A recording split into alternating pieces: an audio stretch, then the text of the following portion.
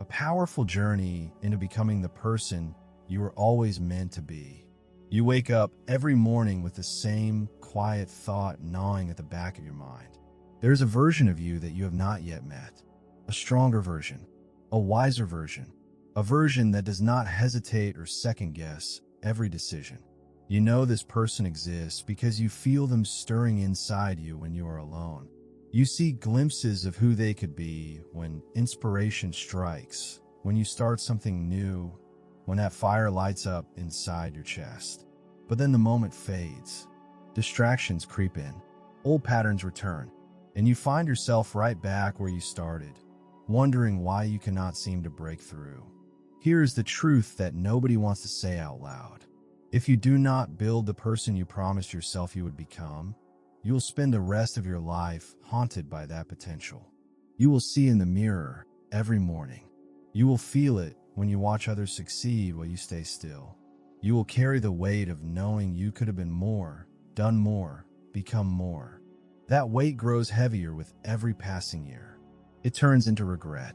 And regret is the cruelest companion because it whispers what could have been.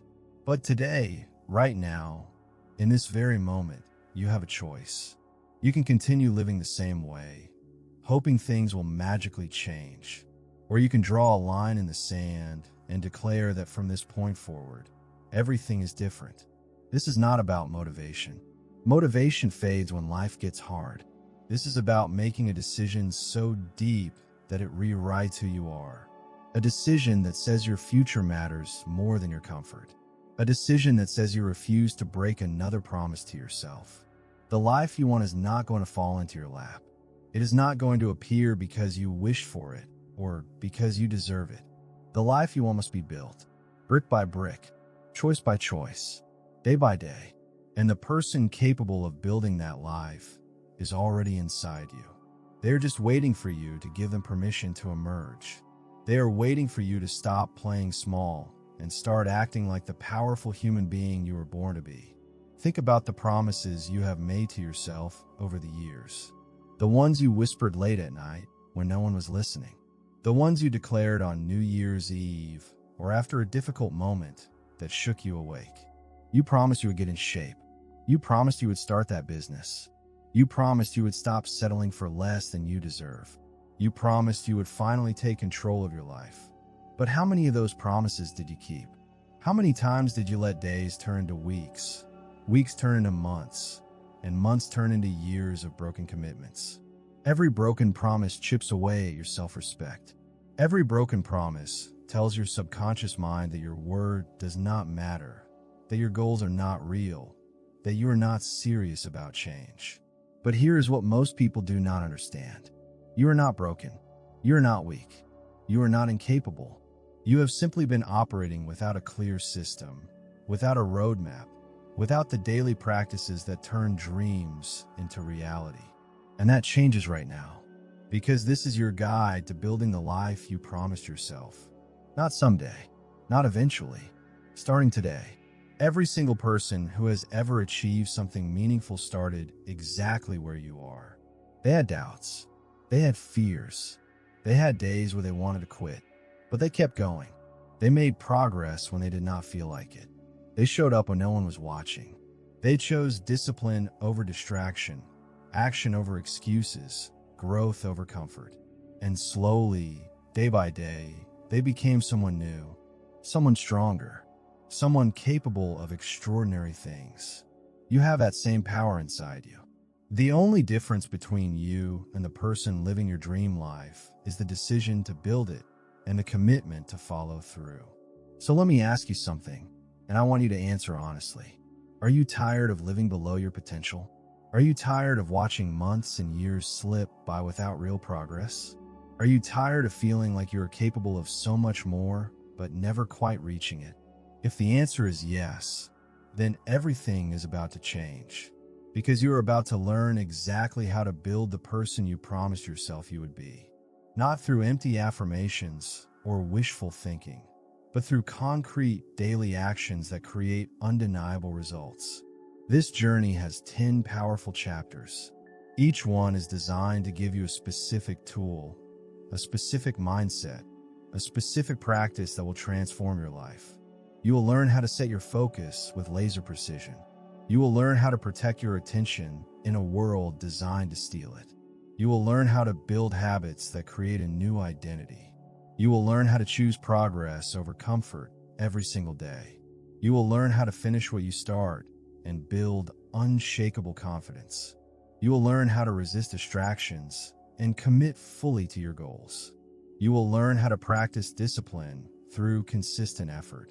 You will learn how to track your improvement and adjust with purpose. You will learn how to keep promises to yourself without compromise. And you will learn how to become better today than you were yesterday. These are not theories. These are proven principles that work for anyone willing to apply them. Your age does not matter. Your background does not matter. Your past failures do not matter. What matters is what you do from this moment forward. What matters is whether you are finally ready to stop talking about change and start becoming it. The person you are right now was created by the choices you made yesterday. The person you will be tomorrow is being created by the choices you make today. That means you have complete control over your future. You're not a victim of circumstance. You're not stuck. You are simply one decision away from a completely different life. But that decision must be followed by action. Consistent, focused, deliberate action. Action that builds momentum. Action that creates results. Action that proves to yourself that you are capable of keeping your promises. Imagine waking up 6 months from now and looking back at this moment. Imagine seeing how much you have grown, how much you have accomplished, how much stronger and more confident you have become. Imagine feeling proud of yourself for finally following through. Imagine looking in the mirror and recognizing the person you always knew you could be. That feeling is available to you, but only if you commit right now. Only if you decide that your growth is non-negotiable. Only if you refuse to let another day pass without taking real action toward your goals. Your future self is watching you right now. They are hoping you make the right choice. They are hoping you finally give them a chance to exist. Because that future version of you, the one who is living the life you dream about, can only be created by the actions you take today. They cannot exist without your effort. They cannot exist without your discipline. They cannot exist without your commitment to growth. So this is your moment. This is where everything shifts. This is where you stop being the person who almost succeeds and start being the person who actually does. The world does not reward intentions. The world rewards action. And the life you want is waiting on the other side of consistent daily effort. It is waiting for you to prove that you are serious. It is waiting for you to show that you value your future more than your temporary comfort. Let go of who you have been. Let go of the excuses. Let go of the fear. Let go of the doubt. Because none of those things serve you anymore. They are weights holding you down, keeping you stuck in the same place. It is time to release them and step into the person you were always meant to become. That person is strong. That person is disciplined. That person is unstoppable. And that person is you. Not someday. Right now. Your life is about to change. Not because of luck or chance, but because you are about to make a change. You are about to take control in a way you never have before. You are about to discover what you are truly capable of when you give your full effort. And once you see what happens when you commit, you will never want to go back to the old way of living. So take a deep breath. This is your time. This is your chance. This is your life. And you are about to build it into something extraordinary. Let us begin. Chapter 1. Set your focus with absolute clarity. Everything begins with focus. Without focus, your energy scatters in 1,000 different directions and creates nothing meaningful. With focus, you become a force of nature. You become someone who makes real progress while others spin in circles. Focus is not something you have. Focus is something you create through deliberate choice and fierce protection of your attention. Right now, in this very moment, there are a million things competing for your attention. Your phone is buzzing with notifications. Social media is pulling you into endless scrolling. Netflix is offering you another series to binge. Your mind is jumping from one thought to another without landing anywhere long enough to create momentum. And in the middle of all that noise, your goals sit quietly in the background, waiting for you to give them the attention they deserve. Here is what nobody tells you about success. It is not about working harder than everyone else. It is not about having more talent or more resources. Success comes down to one simple thing: the ability to focus on what matters and ignore everything else. Most people never develop this ability. They let the world decide where their attention goes. They react to whatever shows up instead of intentionally creating their day. They wonder why they feel busy but unproductive, stressed but unfulfilled. The answer is simple: they never learned to focus.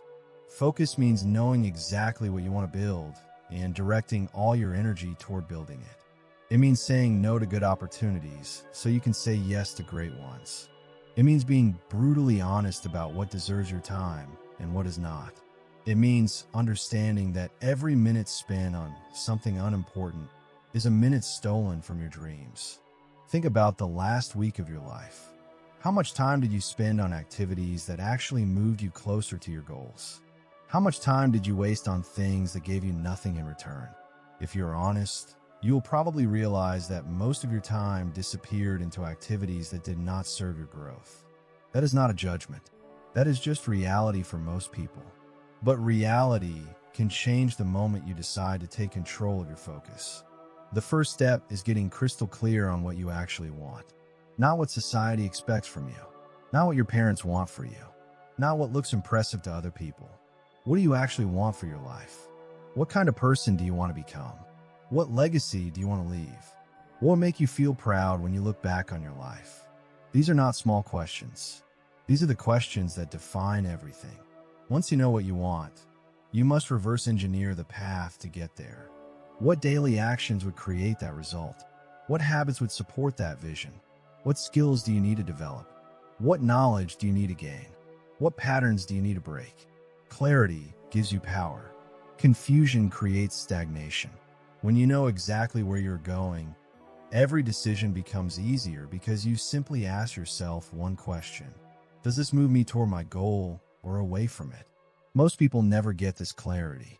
They operate in a fog of vague desires and half-formed dreams. They say things like, "I want to be successful," or "I want to be happy," without defining what those words actually mean for them. That vagueness kills momentum. You cannot hit a target you cannot see. You cannot build a life you have not clearly defined. So take the time to get specific. Write down your vision in detail. Describe the person you want to become. Describe the life you want to live. Make it so clear that you can see it, feel it, taste it. That clarity will pull you forward on the days when motivation fades. But clarity alone is not enough. You must also eliminate the distractions that steal your focus. Look at your life right now and identify the biggest thieves of your attention. For most people, it is their phone.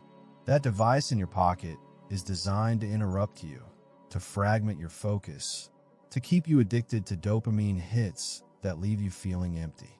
Every notification pulls you out of deep work and into shallow reaction. Every scroll through social media burns time you'll never get back. If you're serious about building your life, you must take back control of your phone instead of letting it control you. Turn off notifications for everything except the essentials. Delete apps that waste your time. Put your phone in another room when you're working on important tasks. Create barriers between you and distraction. Make focused work the default instead of the exception.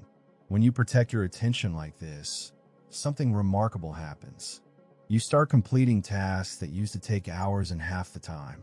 You start seeing progress that used to feel impossible. You start trusting yourself because you are finally following through. Focus also requires managing your environment. Your surroundings shape your behavior more than you realize.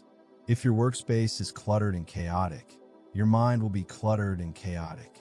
If your home is filled with temptations and distractions, you will constantly fight against them. But if you design your environment to support your goals, success becomes easier. Clear your desk of everything except what you need for the task at hand. Organize your space in a way that promotes clarity and calm. Surround yourself with visual reminders of your goals. Make your environment a partner in your growth instead of an obstacle. Another powerful way to strengthen your focus is through time blocking. Instead of letting your day unfold randomly, you design it with intention. You assign specific blocks of time to specific activities. From 8 to 10 in the morning, you work on your most important project. From 10 to 11, you exercise. From 11 to noon, you learn something new. When you structure your time like this, you eliminate decision fatigue. You do not waste energy wondering what to do next. You simply follow the plan. And over time, this structure becomes automatic. Your brain learns that this time is for this activity, and focus becomes easier. But here's where most people struggle.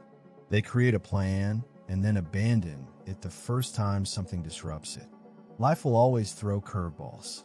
Unexpected situations will always arise. The difference between people who succeed and people who stay stuck is how they respond to disruption. Successful people adapt without abandoning their focus. They adjust the plan, but keep moving forward. They understand that perfection is impossible, but progress is always available. You must also train your mind to resist temptation in the moment. There will be countless times when you are working on something important and a distraction calls your name. Your brain will tell you to check your phone, to take a break, to do something easier. In that moment, you have a choice. You can give in and reinforce the pattern of distraction, or you can push through and reinforce the pattern of focus. Every time you choose focus, you make it slightly easier the next time. Every time you choose distraction, you make it slightly harder. Your brain is learning what you value based on what you repeatedly choose. Focus is also about energy management, not just time management. You only have so much mental energy each day. If you waste it on unimportant decisions and meaningless activities, you will have nothing left for what matters. That is why successful people automate and simplify as much as possible.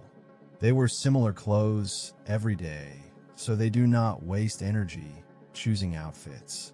They eat similar meals, so they do not waste energy deciding what to cook.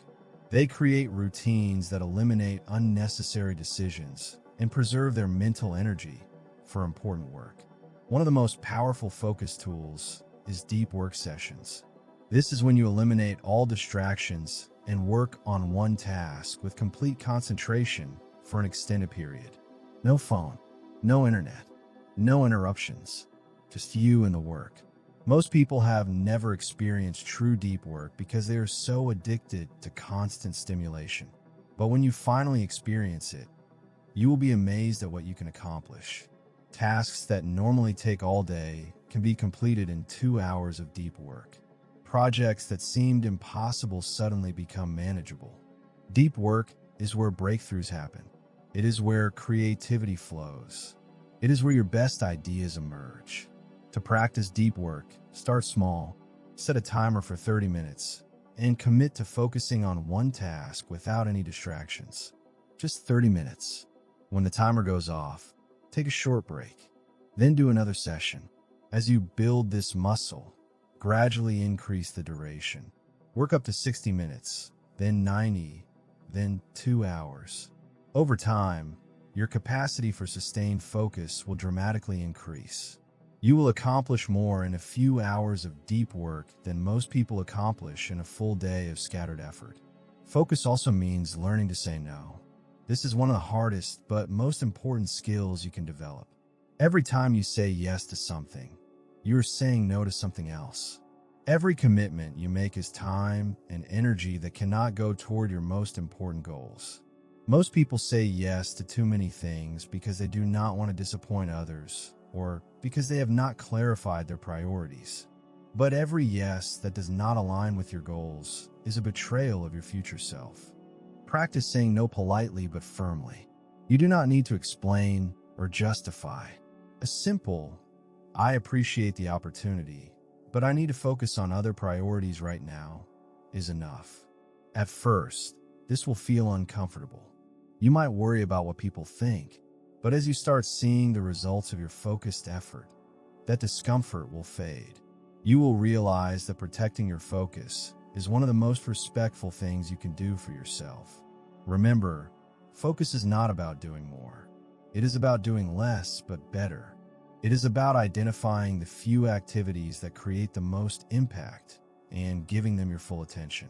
It is about quality over quantity. It is about depth over breadth. When you master focus, you become unstoppable. You become someone who makes real progress while others stay busy but go nowhere. Your ability to focus will determine the quality of your life. It will determine whether your dreams remain dreams or become reality. It will determine whether you look back with pride or regret. So choose focus. Choose it today. Choose it tomorrow. Choose it every single day. Because the life you promise yourself cannot be built with scattered attention. It can only be built with laser-focused commitment to what truly matters. Chapter 2. Protect your attention like your life depends on it. Your attention is your most valuable resource. It is more valuable than money because money can be earned back. It is more valuable than time because time without attention accomplishes nothing. Your attention is the currency of achievement. Where your attention goes, your life follows. And right now, there's an entire industry designed to steal it from you. Every app on your phone was built by teams of engineers whose only job is to capture and hold your attention. Every website you visit is optimized to keep you clicking, scrolling, consuming. Every notification is carefully timed to interrupt whatever you are doing and pull you back into their ecosystem. This is not an accident. This is by design. And if you do not actively protect your attention, it will be stolen from you piece by piece until you have nothing left for your own goals. Think about how you spend a typical day. You wake up and immediately check your phone. You scroll through social media before you even get out of bed. You eat breakfast while watching videos. You work with multiple tabs open, constantly switching between tasks. You check your email every few minutes. You respond to messages instantly. You consume content during every spare moment. By the end of the day, you have consumed thousands of pieces of information, but you cannot remember most of them. You have been busy for hours, but you have not made real progress on anything that matters. Your attention was scattered across 100 different things, and as a result, you built nothing meaningful. This is the reality for most people. They give away their attention freely, without thought, without intention. They let the world decide where their focus goes, and then they wonder why their goals never materialize.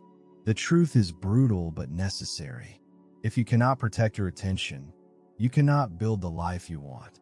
Period. Protecting your attention starts with recognizing the difference between important and urgent.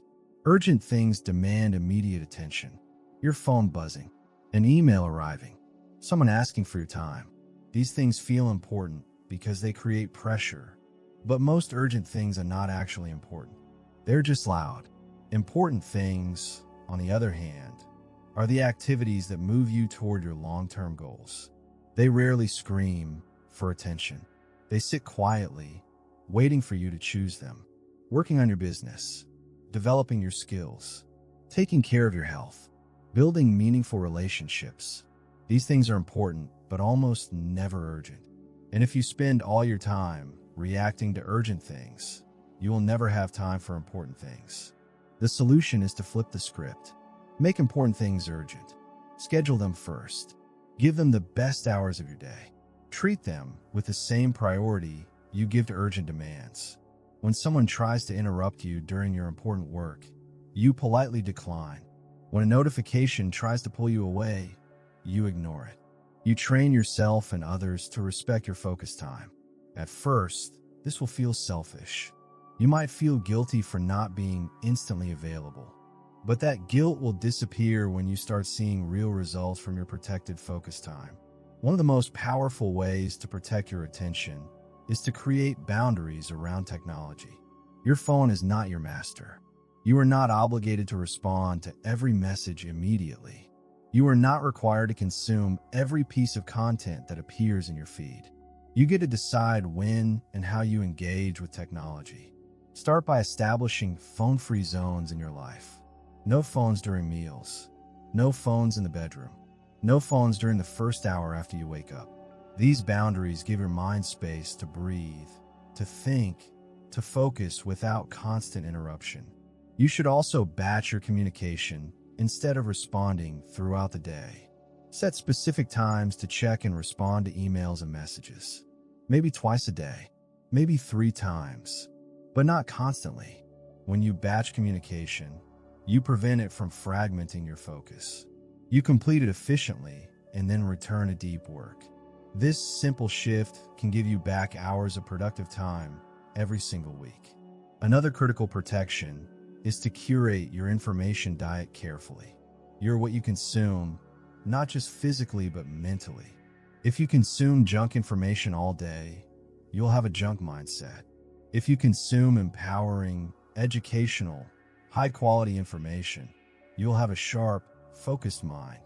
Unfollow accounts that make you feel bad about yourself. Unsubscribe from email lists that clutter your inbox. Stop watching news that fills you with anxiety but gives you no actionable information. Instead, intentionally choose content that educates you, inspires you, and supports your growth. You must also protect your attention from energy vampires.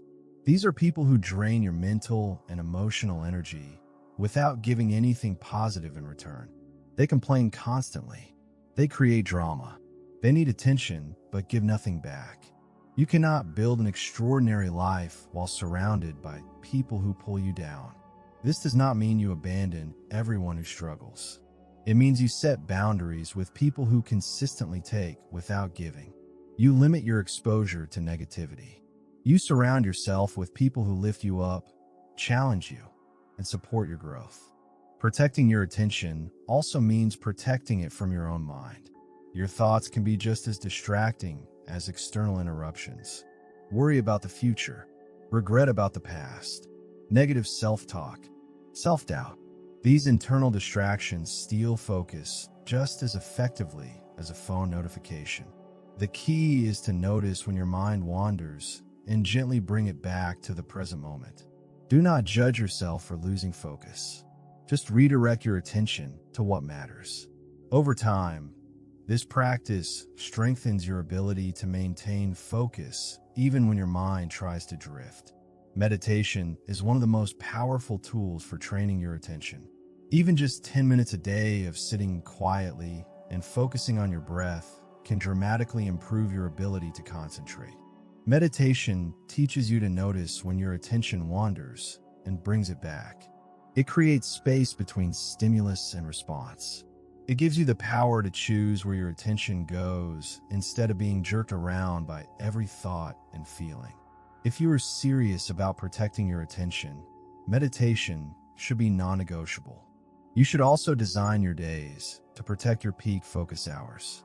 Most people have a window of time each day when their mental energy is highest. For many, it is the morning. For others, it is late at night. Identify when you are most mentally sharp and fiercely protect those hours. This is when you do your most important work. This is when you work on the projects that will change your life. Everything else gets scheduled around these peak hours. You would not waste your peak hours on low-value activities any more than you would spend your last dollar on something worthless. Another key practice is to eliminate multitasking. Despite what you might believe, multitasking is a myth. Your brain cannot focus on 2 complex tasks simultaneously. What you call multitasking is actually task switching, and every switch costs you time and mental energy. Studies show that it can take up to 23 minutes to fully regain focus after an interruption. If you're constantly switching between tasks, you never achieve deep focus. You spend your entire day in a state of partial attention, which produces mediocre results. Instead, practice single tasking. Do one thing at a time with your full attention. Complete it or reach a natural stopping point before moving to the next task. This approach seems slower, but actually produces far better results in less time. You must also learn to recognize and resist the dopamine traps that are engineered to steal your attention. Social media, video games, junk food, pornography. These things hijack your brain's reward system and make it harder to focus on meaningful work.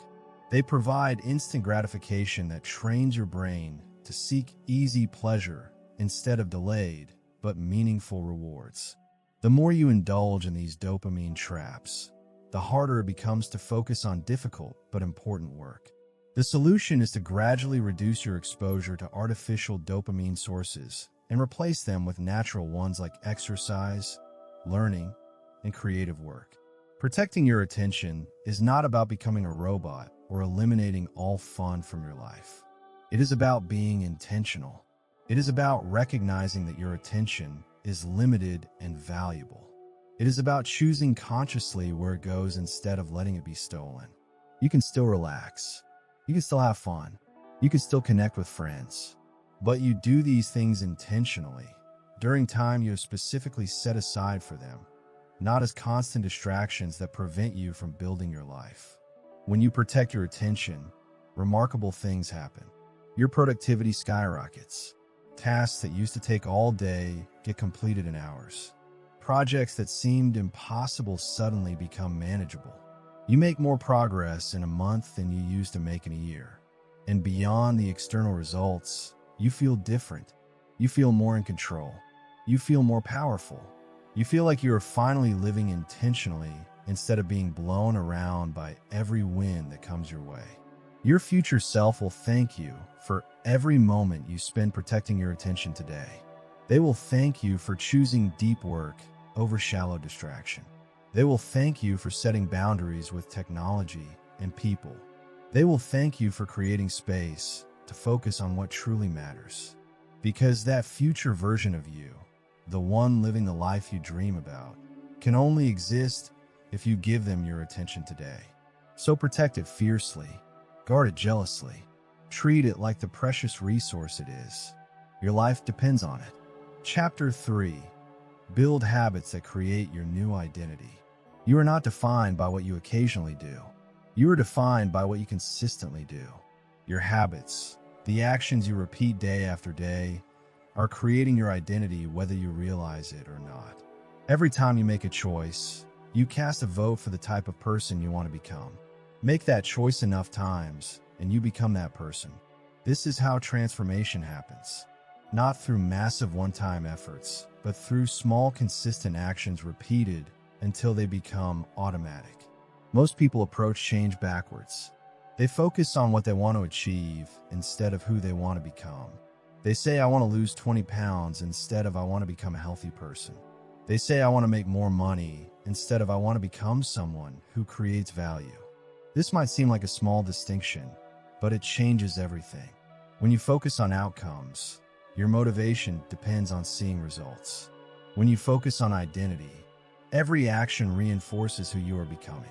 Outcomes are temporary. Identity is permanent. Think about someone who is trying to quit smoking. If they are focused on the outcome, they say, I am trying to quit smoking. But they still identify as a smoker who is attempting to quit. When offered a cigarette, they have to use willpower to resist. But if they change their identity, they say, I am not a smoker. When offered a cigarette, there is no internal conflict because that is not who they are. They do not have to resist temptation because the action does not align with their identity. The same principle applies to every area of life. When you change who you believe you are, your behavior naturally follows. The beautiful thing about identity is that you get to choose it. You are not stuck being who you were yesterday. You can decide right now what type of person you want to become and start acting like that person today. Want to become a writer?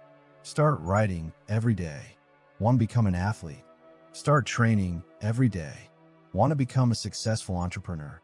Start taking action on your business every day. Each action is proof of your new identity. Each repetition strengthens the belief. Over time, what started as aspiration becomes reality. But here is the crucial part. Your habits must align with the identity you want to build.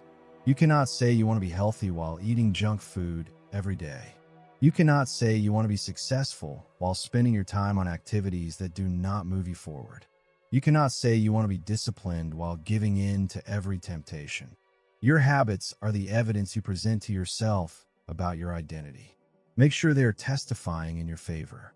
The key to building powerful habits is to start small. Most people fail because they try to change everything at once. They wake up one day and decide to work out for 2 hours, read for an hour, meditate for 30 minutes, and completely overhaul their diet.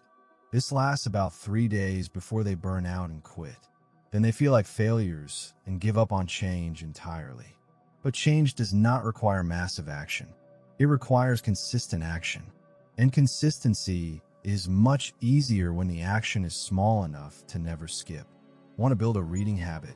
Start with 1 page a day. Want to build an exercise habit? Start with 1 push-up a day. Want to build a meditation habit? Start with 1 minute a day. These actions might seem too small to matter, but that is exactly why they work. They are so easy that you have no excuse to skip them. And once you start, you usually do more than the minimum. But even if you do not, you still showed up. You still cast a vote for your new identity. You still maintain the streak. Over time, that consistency compounds into extraordinary results. The environment you create has a massive impact on your habits. If you want to eat healthy, fill your kitchen with healthy food and remove the junk. If you want to read more, put books in visible places and put your phone in a drawer. If you want to exercise, lay out your workout clothes the night before. Make good habits easy and bad habits hard. Every bit of friction you remove from a good habit increases the likelihood you will do it. Every bit of friction you add to a bad habit decreases the likelihood. Habit stacking is another powerful technique. This is where you attach a new habit to an existing one. After I pour my coffee, I will write in my journal. After I finish dinner, I will go for a walk. After I brush my teeth, I will do 10 push-ups. Your existing habits already have a strong neural pathway. By stacking a new habit onto an existing one, you leverage that pathway and make the new habit easier to remember and execute. Tracking your habits is also crucial. What gets measured gets managed. Get a calendar or notebook and mark an X every day you complete your habit. As your streak grows, you will feel motivated to keep it going. You will not want to break the chain. This simple visual reminder creates accountability and keeps you honest. Even on days when you do not feel motivated, you will do the habit just to maintain your streak. But let us talk about what happens when you inevitably break a streak. Because you will. Life happens. You get sick. You travel. Something disrupts your routine. This is where most people give up. They break the streak and think, well, I already messed up. Might as well quit. This is a catastrophic mindset. Missing one day is not failure. Giving up is failure. The goal is not perfection. The goal is resilience. When you miss a day, you do not beat yourself up. You do not spiral into guilt. You simply get back on track the next day. The key rule is never miss twice. 1 missed day is an exception. 2 missed days is the beginning of a new pattern. Never let a slip become a slide. You should also celebrate your wins, no matter how small. Every time you complete your habit, acknowledge it. Give yourself credit. Feel proud. This positive reinforcement trains your brain to associate the habit with reward, which makes you more likely to repeat it. Most people only celebrate major milestones, but the daily wins deserve celebration too. They're the building blocks of your transformation. It is important to understand that habits compound over time. The results are not linear. They are exponential. In the beginning, you might not see much change. You work out for a month and barely notice a difference. You read for a month and do not feel much smarter. This is where most people quit. They do not see immediate results and assume their efforts are not working. But they are working. They are just working below the surface. Think of an ice cube sitting on a table in a cold room. The room temperature slowly increases. 28 degrees, 29 degrees, 30 degrees. Nothing happens to the ice. 31 degrees. Still nothing. 32 degrees. Suddenly the ice starts to melt. It did not melt because of the last degree of temperature change. It melted because of all the accumulated changes that came before. Your habits are the same. You put in effort day after day without seeing results. Then suddenly, seemingly overnight, everything changes. You break through. The compound interest of your daily actions finally becomes visible. This is why patience and consistency are so critical. You must trust the process even when you cannot see the results yet. You must keep showing up even when progress feels slow, because your efforts are never wasted. They are accumulating beneath the surface. And when they finally become visible, the transformation will be undeniable. Your habits also create a ripple effect. When you build one positive habit, it naturally leads to others. Someone who starts exercising usually starts eating better. Someone who starts reading usually starts limiting mindless scrolling. Someone who starts waking up early usually becomes more productive throughout the day. One good habit elevates your whole life. Similarly, one bad habit can drag down your whole life. That is why it is so important to identify your keystone habits, the ones that trigger positive changes in other areas. You should also be aware of the cues that trigger your habits. Every habit follows a pattern. Cue, routine, reward. The cue triggers the behavior. The routine is the behavior itself. The reward is what you get from it. If you want to change a habit, you need to identify the cue. Are you snacking because you are hungry or because you are bored? Are you scrolling social media because you want connection or because you want to avoid work? Once you identify the cue, you can interrupt the pattern and replace the routine with a better one that provides a similar reward. Building new habits requires conscious effort at first. Your brain resists change because it is inefficient. It prefers to operate on autopilot using established neural pathways. But every time you repeat a new habit, you strengthen the neural pathway for that behavior. Eventually, it becomes automatic. The habit that once required willpower and conscious thought becomes something you do without thinking. This is when habits become truly powerful. When they run on autopilot, they require no motivation, no willpower, no effort. They just happen. And when you have a collection of positive habits running on autopilot, your life transforms without you even trying. Your identity is not fixed. It is not who you were born to be. It is who you consistently choose to be. Every action is a vote. Every choice is a declaration. Every habit is proof. So choose habits that align with the person you want to become. Choose them today. Repeat them tomorrow. Keep repeating them until they become who you are. Because the life you promise yourself is not built in moments of inspiration. It is built in moments of repetition. It is built through the quiet, consistent choices that nobody sees. But you see them.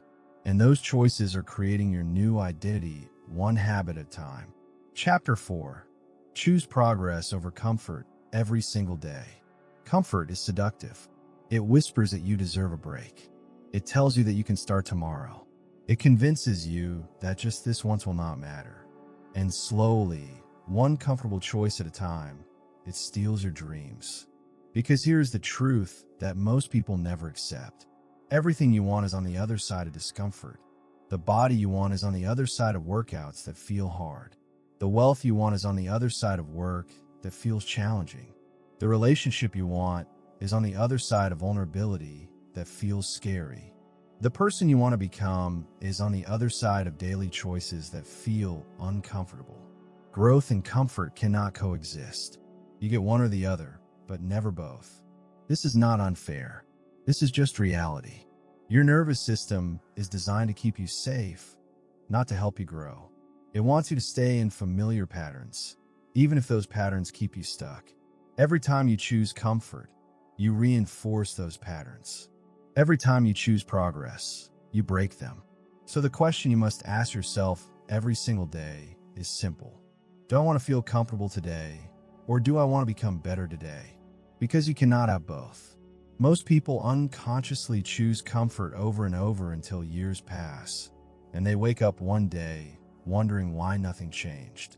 They wonder why they are still in the same place, still struggling with the same problems, still dreaming about the same life.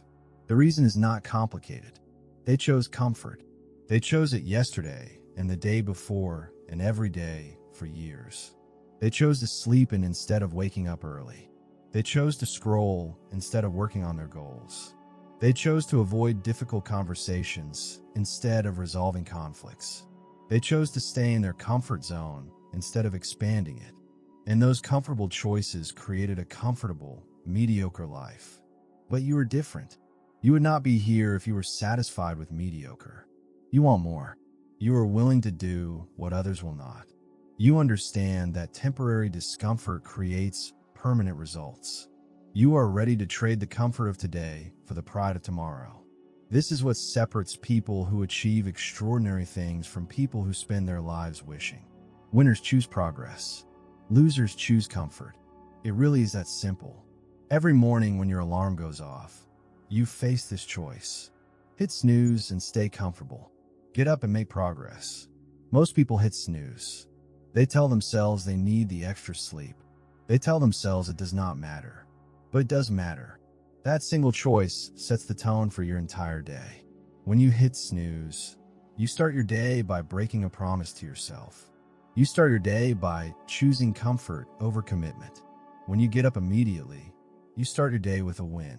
You prove to yourself that you can do hard things. You build momentum that carries you through the day. The same principle applies to every decision.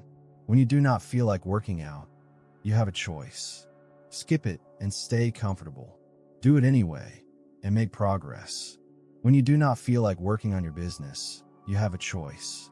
Distract yourself and stay comfortable. Push through and make progress. When you do not feel like having a difficult but necessary conversation, you have a choice. Avoid it and stay comfortable.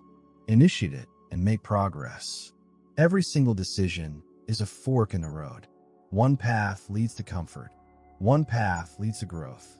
And the path you choose determines who you become. Here is what makes this even more important. Comfort is addictive. The more you choose it, the easier it becomes to keep choosing it. You train your brain to seek the easy path. You weaken your discipline. You become someone who always takes the shortcut, always looks for the easy way, always gives up when things get hard. But progress is also addictive. The more you choose it, the easier it becomes to keep choosing it. You train your brain to embrace challenge. You strengthen your discipline. You become someone who pushes through, who finds solutions, who finishes what they start. One of the biggest traps is waiting to feel ready. People say, I will start when I feel more motivated. I will start when I have more energy. I will start when the timing is better. But that day never comes. You will never feel completely ready. You will never have perfect conditions. You will never eliminate all fear and doubt. If you wait to feel ready, you will wait forever. The only way to become ready is to start before you are ready. Take action even though it feels uncomfortable. Do the work even though you do not feel like it. That is how you build the strength to keep going. Discomfort is not your enemy. Discomfort is your teacher. Every time you push through discomfort, you expand your capacity. You prove to yourself that you are stronger than you thought. You build confidence that cannot be shaken.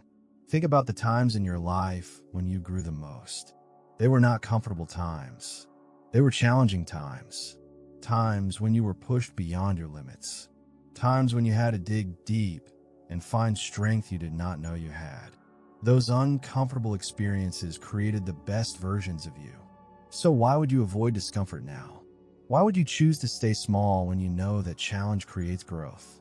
There's a concept called voluntary hardship. This is when you intentionally put yourself in uncomfortable situations to build resilience. Things like cold showers, fasting, intense workouts, uncomfortable conversations. You do not have to do these things, but choosing to do them makes you stronger. They train your nervous system to handle discomfort. They teach you that discomfort is not dangerous, just unpleasant. And when you learn that distinction, you become unstoppable. Because most people avoid discomfort at all costs, which means they never attempt anything difficult. But when you're comfortable with being uncomfortable, you can attempt anything. You must also understand that motivation is not the precursor to action. Action is the precursor to motivation. Most people think they need to feel motivated before they take action. So they wait, and wait, and wait. But that is backwards. Motivation comes after you start, not before. Once you take the first step, even if it is small, momentum builds. The action itself generates the motivation to continue. So you do not wait to feel motivated. You start, and motivation follows. Another key insight is that comfort and happiness are not the same thing. Comfort might feel good in the moment, but it does not create lasting happiness. You know what creates happiness? Progress, achievement, growth, becoming better.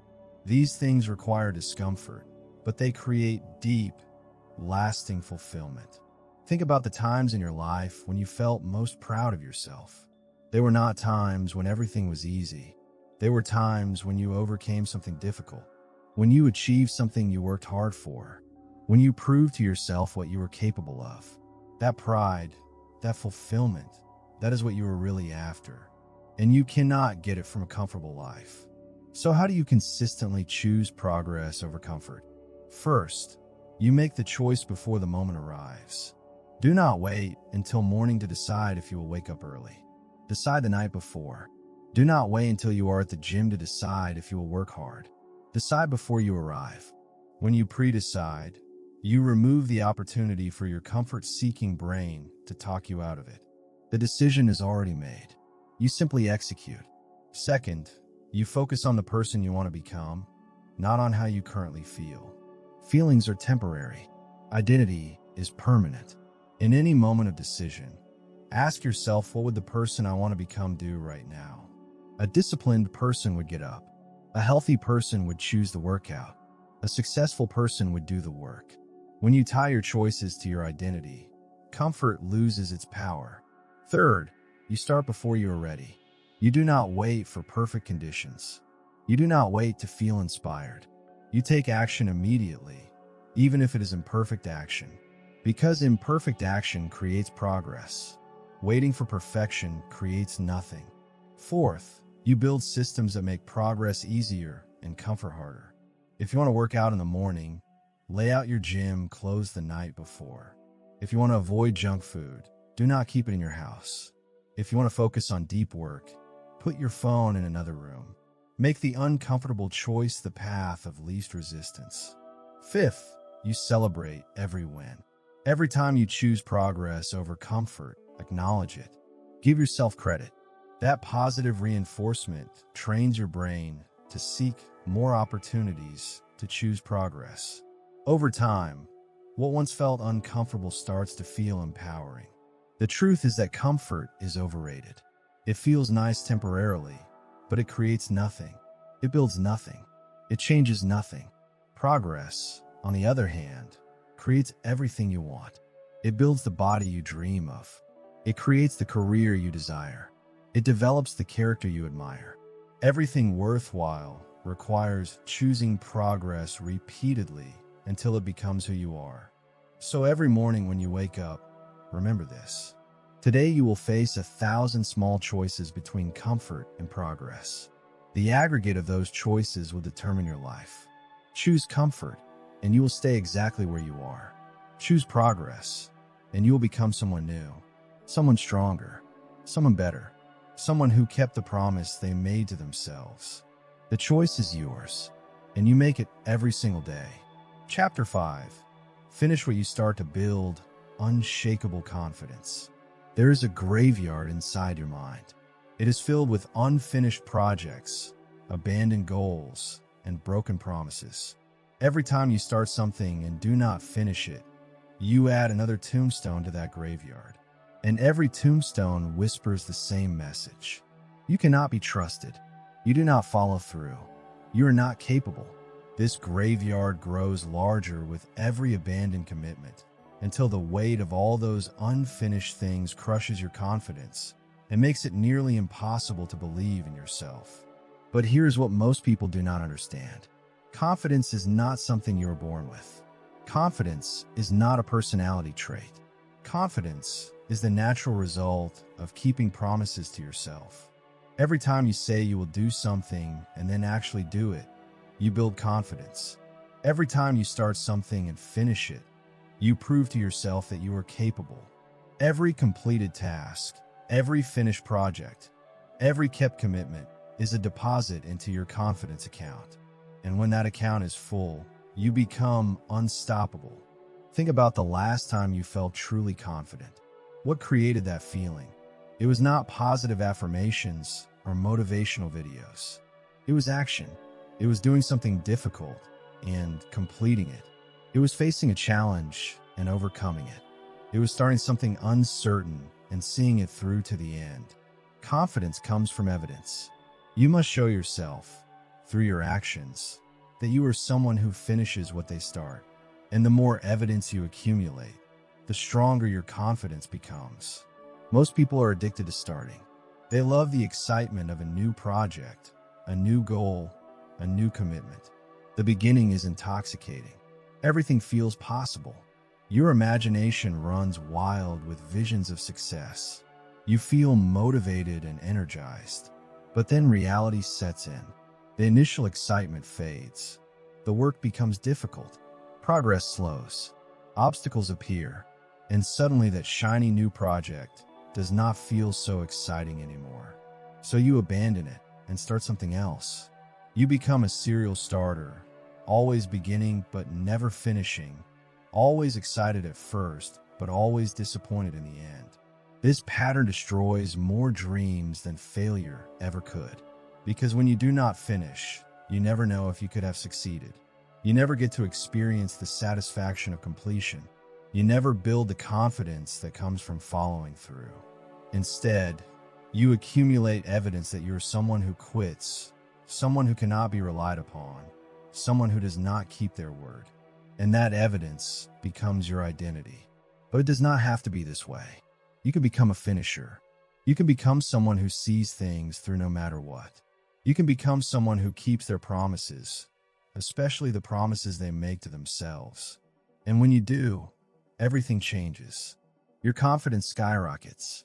Your self-respect grows. Your belief in your own abilities becomes unshakable. Because you have proof. You have evidence. You have a track record of completion. The first step to becoming a finisher is to get brutally honest about all the things you have left unfinished. Make a list. Write down every project you started and abandoned, every goal you set and forgot about, every commitment you made and broke. This will be uncomfortable. You might have 10 items on your list. You might have 50. Do not judge yourself. Just acknowledge the reality, because you cannot fix what you will not face. Now look at that list and ask yourself why you did not finish these things. What stopped you? Was it lack of clarity? Was it fear? Was it boredom? Was it distraction? Was it self-doubt? For most people, the answer is a combination. But here is the key insight. None of those reasons were actually valid. They felt valid in the moment, but they were just excuses. Fear is not a valid reason to quit. Boredom is not a valid reason to quit. Difficulty is not a valid reason to quit. The only valid reason to quit something is if it is fundamentally wrong for you, or if circumstances genuinely change in a way that makes completion impossible or unwise. Everything else is just your comfort-seeking brain trying to protect you from discomfort. So now you must make a decision. Are you going to continue being a starter, or are you going to become a finisher? If you choose to become a finisher, you must adopt a new rule for your life. Never start what you will not finish. This does not mean you have to finish everything perfectly. It does not mean you can never adjust course. It means that before you commit to something, you think carefully about whether you are willing to see it through. And if you commit, you finish. No matter what. No exceptions. This rule will transform your life because it forces you to be selective. You cannot say yes to everything because you know that everything you say yes to must be completed. So you become more thoughtful. You choose projects that truly matter. You commit to goals that align with your values. You eliminate the impulsive starts that usually lead to abandoned middles. And when you do commit to something, you give it everything you have because your word is on the line. Finishing also requires breaking large projects into smaller milestones. Most people quit because the finish line seems impossibly far away. They start writing a book and get overwhelmed by the thought of completing 200 pages. They start building a business and get paralyzed by all the things that need to happen.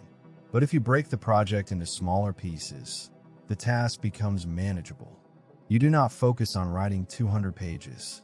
You focus on writing one page today. You do not focus on building an entire business. You focus on completing one task today. And when you stack enough small completions, you eventually reach the big completion. You must also develop the ability to push through the messy middle. Every project has 3 phases: the exciting beginning, the challenging middle, and the rewarding end. Most people quit in the middle. This is where progress feels slow. This is where doubt creeps in. This is where the initial excitement has faded, but the finish line is not yet visible. The middle is where finishers are made, because anyone can start when they are excited. Anyone can finish when the end is in sight. But only finishers can push through the middle when everything feels hard and uncertain. When you find yourself in the messy middle, remind yourself why you started. Reconnect with the vision that inspired you to begin. Visualize how you will feel when you complete this. Think about the confidence you will gain. Think about the pride you will feel. Use that vision to fuel you through the difficult moments, because those difficult moments are temporary. The pride of completion is permanent. Another powerful strategy is to make your commitments public. Tell someone you trust about what you are working on and when you plan to finish it. This creates external accountability. Now it is not just you who will know if you quit. Someone else will know too. For many people, this external pressure is enough to push them through moments when they would otherwise quit. But be selective about who you tell. Choose people who will genuinely hold you accountable, not people who will let you off the hook with excuses. You should also track your completion rate. Keep a record of everything you commit to and whether you finish it. Calculate your percentage. If you commit to 10 things this month and finish 8, your completion rate is 80%. Your goal should be to gradually increase this rate until you reach 100%. When you track it, you become more aware of your patterns. You start noticing when and why you quit, and that awareness gives you the power to change. Finishing also requires managing your energy, not just your time. You might have the time to work on a project, but if your energy is depleted, you will not make progress. This is why self-care is not selfish. It is strategic. Get enough sleep. Eat food that fuels your body. Exercise to boost your energy. Take breaks to recharge. When your energy is high, finishing becomes easier. When your energy is depleted, everything becomes a struggle. One of the most important mindset shifts is to stop equating finishing with perfection. Many people do not finish because they are perfectionists. They keep tweaking and adjusting and improving, never quite satisfied, never quite ready to call it done. But perfectionism is just fear wearing a disguise. It is fear of judgment, fear of failure, fear of putting yourself out there. The truth is that finished is better than perfect. A completed project that is 80% of your vision is worth infinitely more than an uncompleted project that would have been 100%. Because the completed project exists, it creates value. It teaches you lessons. It builds your confidence. The uncompleted project does none of those things. So give yourself permission to finish imperfectly.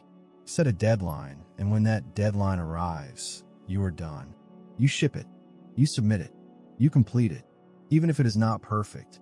Even if you can think of ways to improve it. Because done is done, and done builds confidence in a way that endless refinement never can. You must also learn to differentiate between quitting and pivoting. Quitting is abandoning something because it got hard or uncomfortable. Pivoting is strategically changing direction based on new information. Quitting is driven by fear and discomfort. Pivoting is driven by wisdom and strategy. When you are tempted to quit something, ask yourself honestly, am I quitting because this is genuinely the wrong path? Or am I quitting because it is uncomfortable right now? If it is the former, pivot. If it is the latter, push through. Finishing creates a powerful momentum in your life. When you finish one thing, you feel energized to start and finish the next thing. Each completion builds on the previous one. You become someone who has a track record of following through. And that track record makes future finishes easier because you have proof that you can do it. You have done it before. You can do it again. This is how you build an unstoppable identity. There is also something deeply satisfying about completion that cannot be found anywhere else. That feeling when you finally finish something you've been working on for weeks or months. That moment when you can step back and say, I did it. I started this and I finished it. That feeling is worth every difficult moment, every frustrating setback, every moment of doubt. Because that feeling is pure, earned pride. And earned pride is the foundation of genuine self-esteem. So make a commitment right now. Choose one thing from your list of unfinished projects. Just one. Commit to finishing it. Set a deadline. Break it into smaller tasks. Schedule time to work on it. Eliminate the obstacles that stopped you before, and then do the work. Show up every day and chip away at it until it is done. When you complete it, celebrate. Acknowledge what you accomplished. Feel the pride. And then choose another unfinished project and do it again. Over time, you will clear out that graveyard of abandoned commitments. You will replace it with a trophy room of completed projects. And in the process, you will become someone with unshakable confidence. Someone who finishes what they start. Someone who keeps their promises. Someone who can be trusted, especially by themselves. Chapter 6. Resist distractions and commit fully to your goals. We live in the most distracted era in human history. At any given moment, you have access to infinite entertainment, endless information, and constant communication. Your phone alone contains more distractions than your grandparents encountered in their entire lives. Every app is engineered to capture your attention. Every platform is optimized to keep you scrolling. Every notification is designed to interrupt your focus. And if you do not actively resist these distractions, they will consume your life and destroy your dreams. Here is the harsh reality. You cannot build an extraordinary life with a distracted mind. You cannot achieve meaningful goals while your attention is constantly fragmented. You cannot become the person you promise to be while spending hours every day consuming content that adds no value to your life. Distraction is not a harmless pastime. Distraction is the enemy of achievement. And if you are serious about building your life, you must declare war on distraction. Most people dramatically underestimate how much time they waste on distractions. They think they spend maybe an hour a day on social media when the reality is 3 or 4 hours. They think they check their phone occasionally when the reality is they check it every few minutes. They think they are mostly focused when the reality is they are mostly distracted. This gap between perception and reality is dangerous because you cannot fix a problem you do not acknowledge. So start by tracking your time honestly for 1 week. Use an app or simply note what you are doing every hour. At the end of the week, categorize your activities. How much time went to focused work toward your goals? How much time went to necessary tasks like cooking and cleaning? How much time went to genuine rest and recovery? And how much time was simply wasted on distractions that gave you nothing in return? For most people, the results are shocking. They discover that they waste 20, 30, even 40 hours a week on activities that do not serve their growth. That is an entire work week disappearing into the void of distraction. Now imagine what your life would look like if you reclaimed even half of that time and directed it toward your goals. Imagine if you spent an extra 15 hours every week learning a valuable skill, building your business, working on your health, or developing meaningful relationships. Where would you be in 6 months? Where would you be in a year? The difference would be staggering. but you will never get there as long as distraction rules your life. Resisting distraction starts with understanding why you get distracted in the first place. Usually, it is not because the distraction is so appealing. It is because the work you should be doing feels difficult or uncomfortable. Distraction is an escape mechanism. When you face a challenging task, your brain looks for an easy alternative. And in our modern world, easy alternatives are everywhere. Your phone offers instant gratification. Social media offers quick dopamine hits. Video streaming offers mindless entertainment. These options require no effort and provide immediate reward. Of course, your brain prefers them to difficult work. But here is what your brain does not understand. Those easy alternatives are destroying your future. Every hour you spend on meaningless distraction is an hour you did not spend building your dreams. Every day you choose escape over effort is a day you move further from the life you want. Your brain is optimizing for short-term comfort at the expense of long-term fulfillment. And unless you consciously override that tendency, it will keep happening. The solution is to make focused work more appealing and distraction less appealing. You do this by understanding the reward structure. Distractions provide immediate reward, but no lasting value.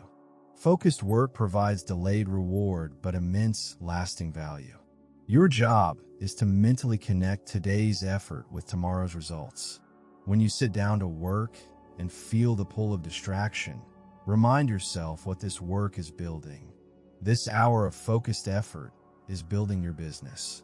This hour is developing your skills. This hour is creating your future.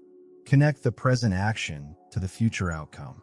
Make the reward feel real, even though it is delayed. You must also create barriers between yourself and distraction.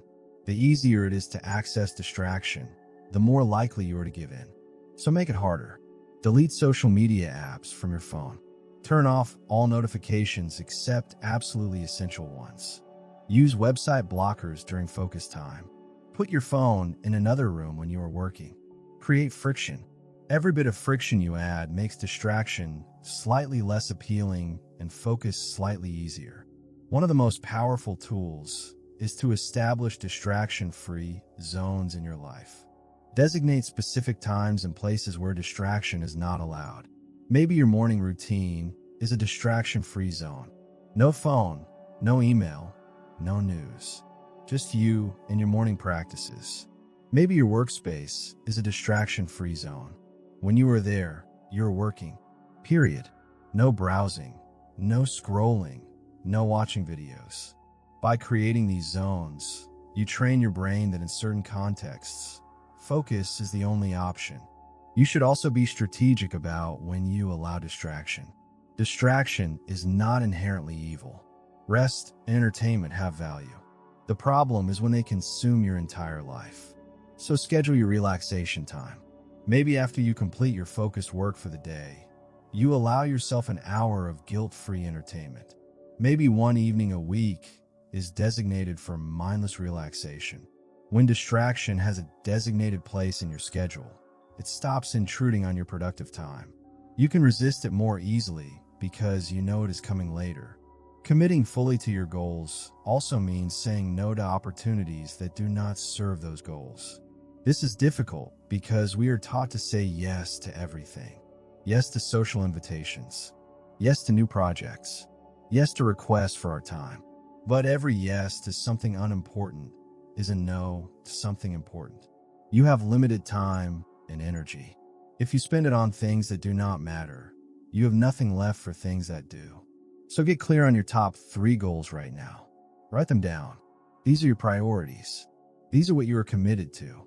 Now evaluate every request, every opportunity, every invitation against these priorities. If it does not clearly support one of your top 3 goals, the answer is no. This feels harsh at first. You worry about disappointing people. But here's the truth. The people who matter will understand. And the people who do not understand do not matter. Your goals are not selfish. They are necessary. You cannot help others if you have not helped yourself first. You cannot give from an empty cup. Another critical aspect of commitment is eliminating energy vampires from your life. These are people, activities, or environments that drain your energy without providing value in return. The friend who only calls to complain but never listens to your problems. The family member who constantly criticizes your goals. The coworker who loves to gossip and waste time.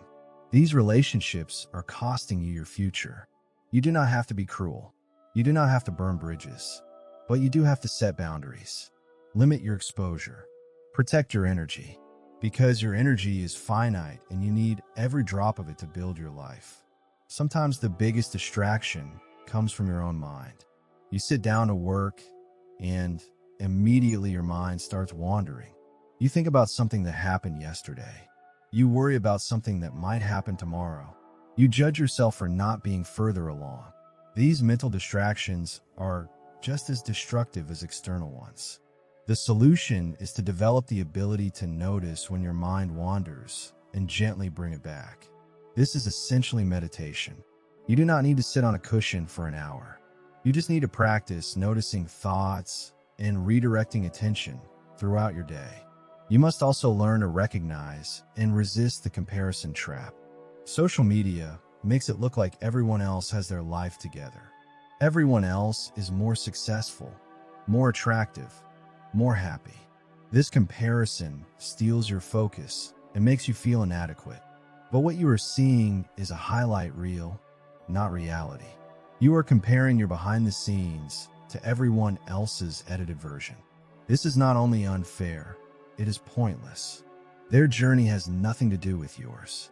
Their success does not diminish yours. Their timeline is irrelevant to yours. The only person you should compare yourself to is who you were yesterday. Are you better today?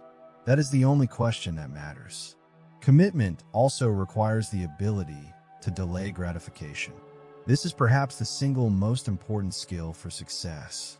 The ability to do what is hard now, so life can be easy later. The ability to sacrifice temporary pleasure for permanent gain. The ability to see beyond the immediate moment to the long-term outcome. Most people cannot do this. They want instant results. They want immediate reward. They want success without sacrifice. But that is not how reality works. Everything worthwhile requires delayed gratification.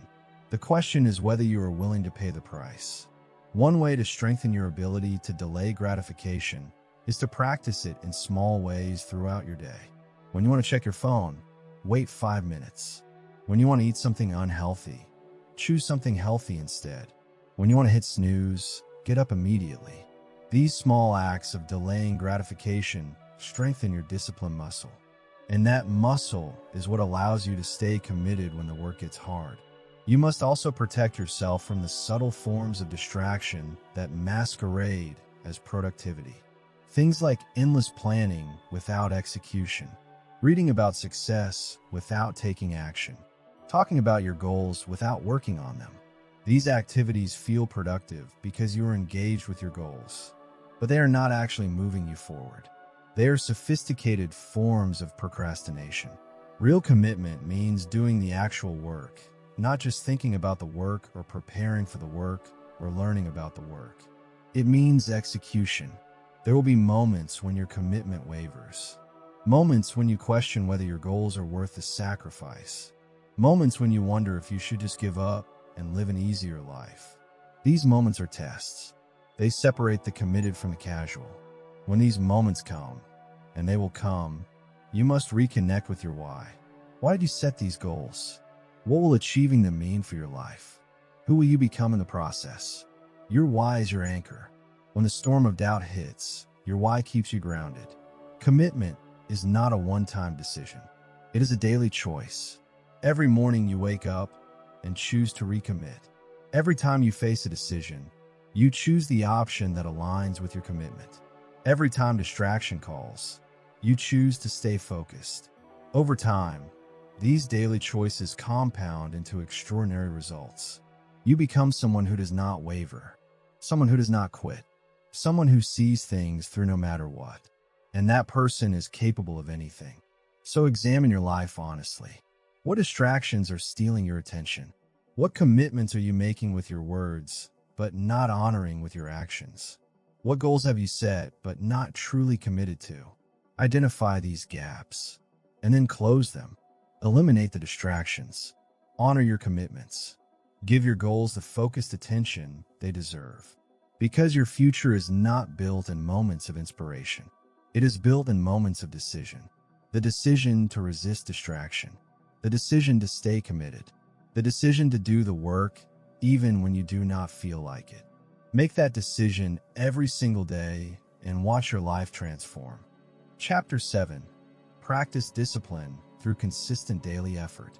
Discipline is the bridge between goals and accomplishment.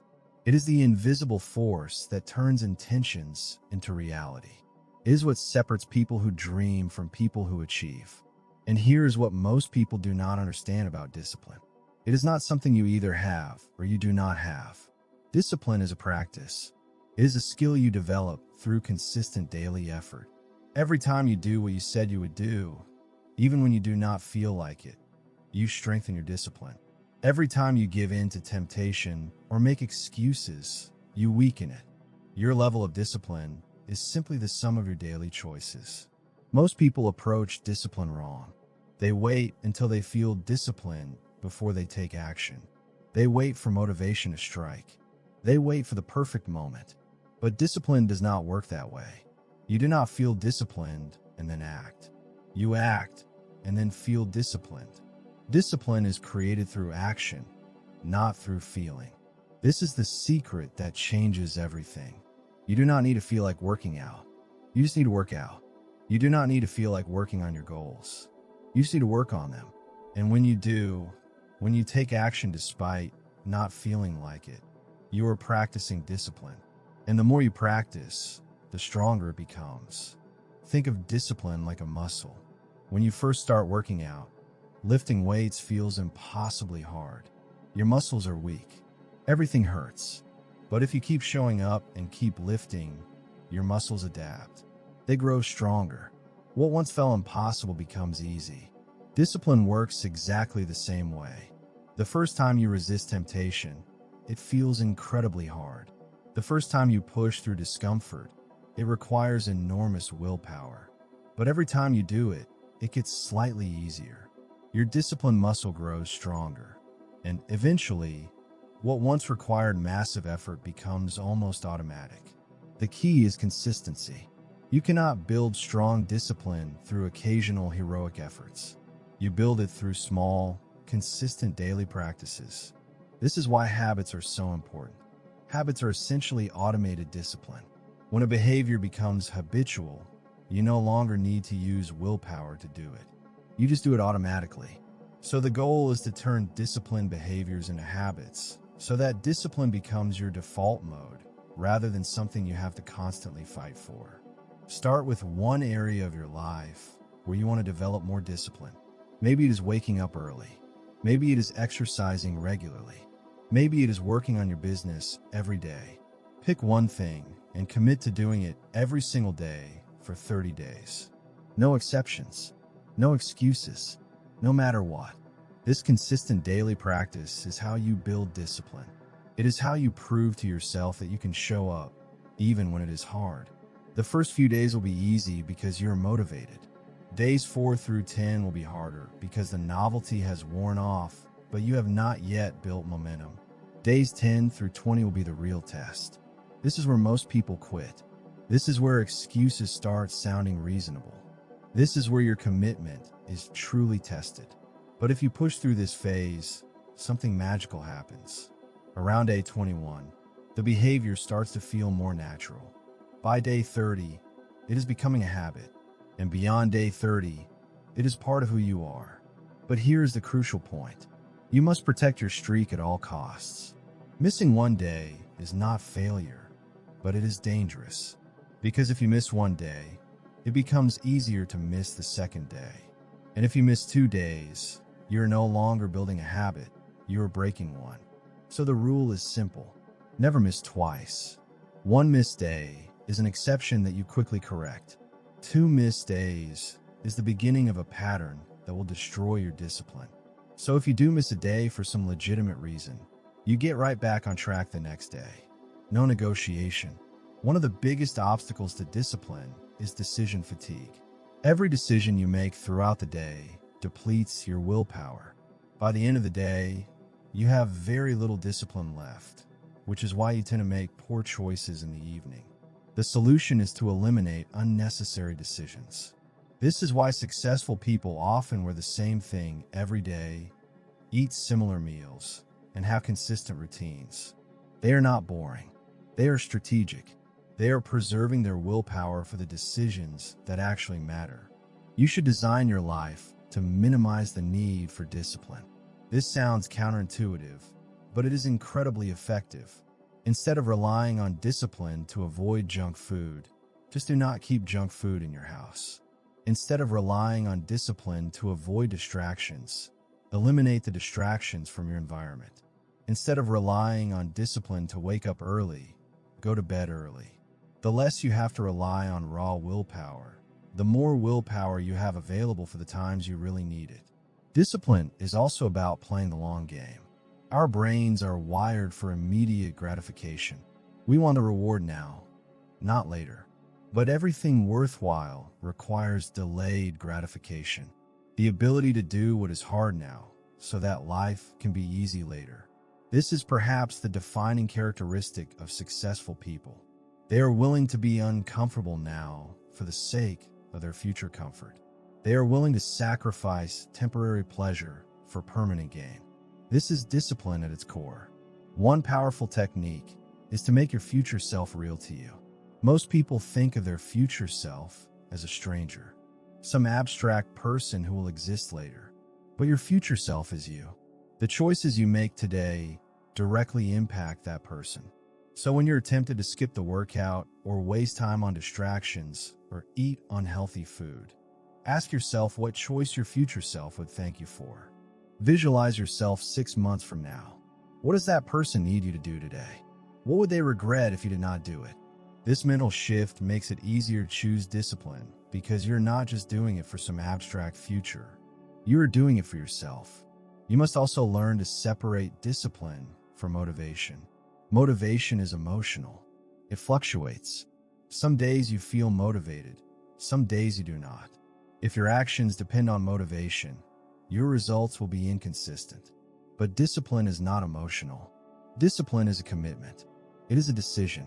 It says, I'm going to do this regardless of how I feel.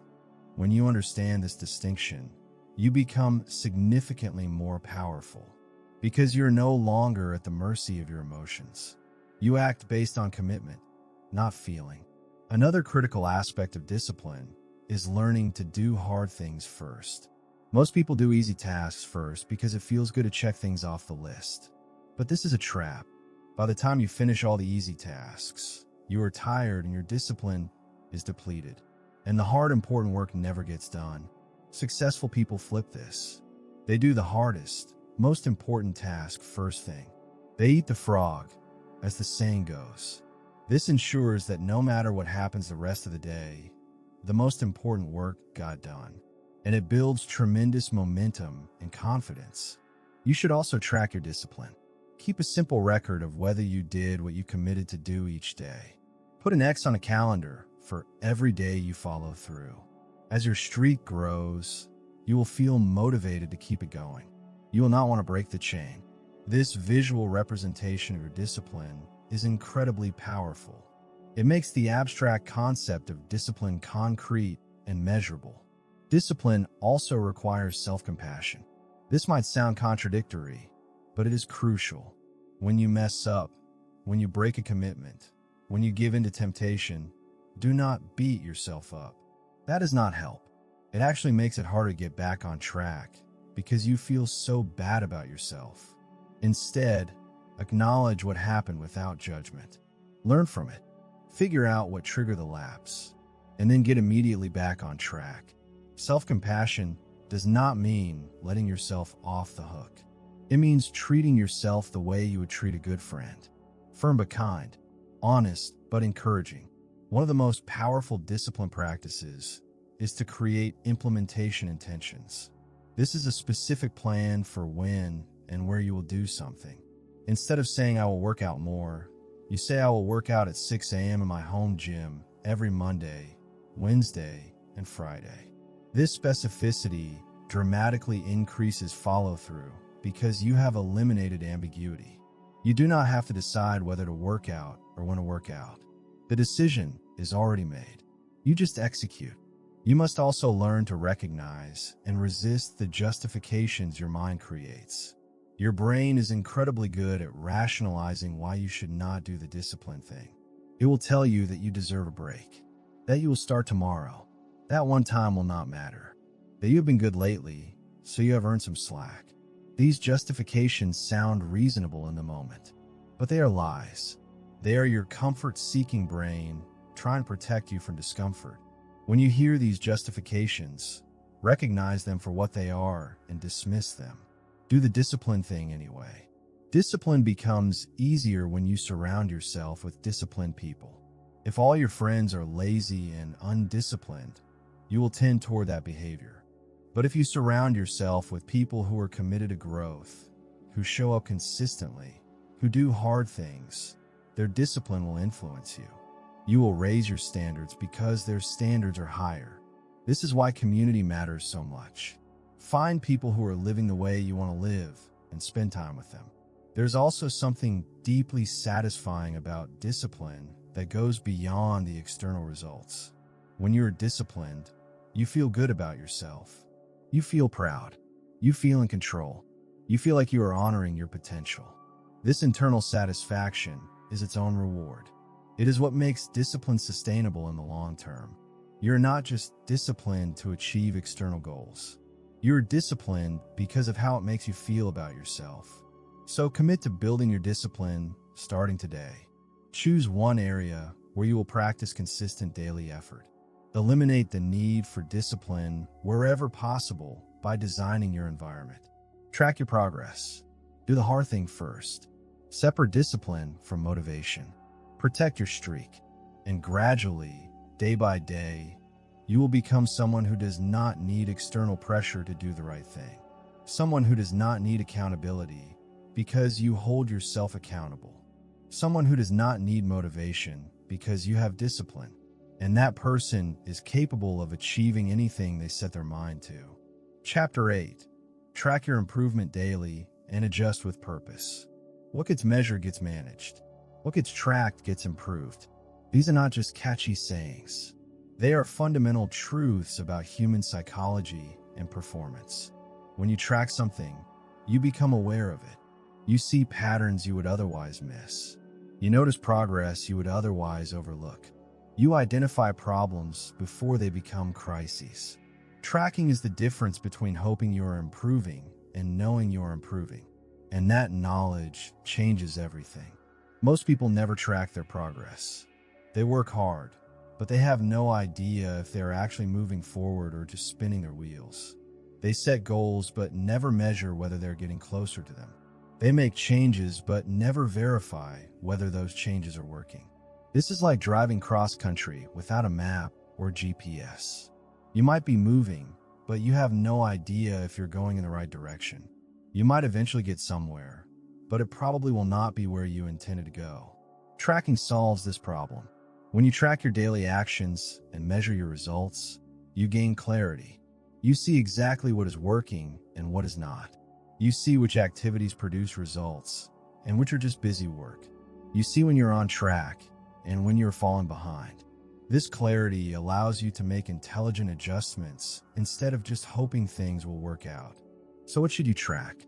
The answer depends on your goals, but here are some universal categories. Track your daily habits. Did you do the things you committed to doing? Track your time. Where did your hours actually go? Track your progress towards specific goals. Are you moving closer or staying stagnant? Track your energy levels.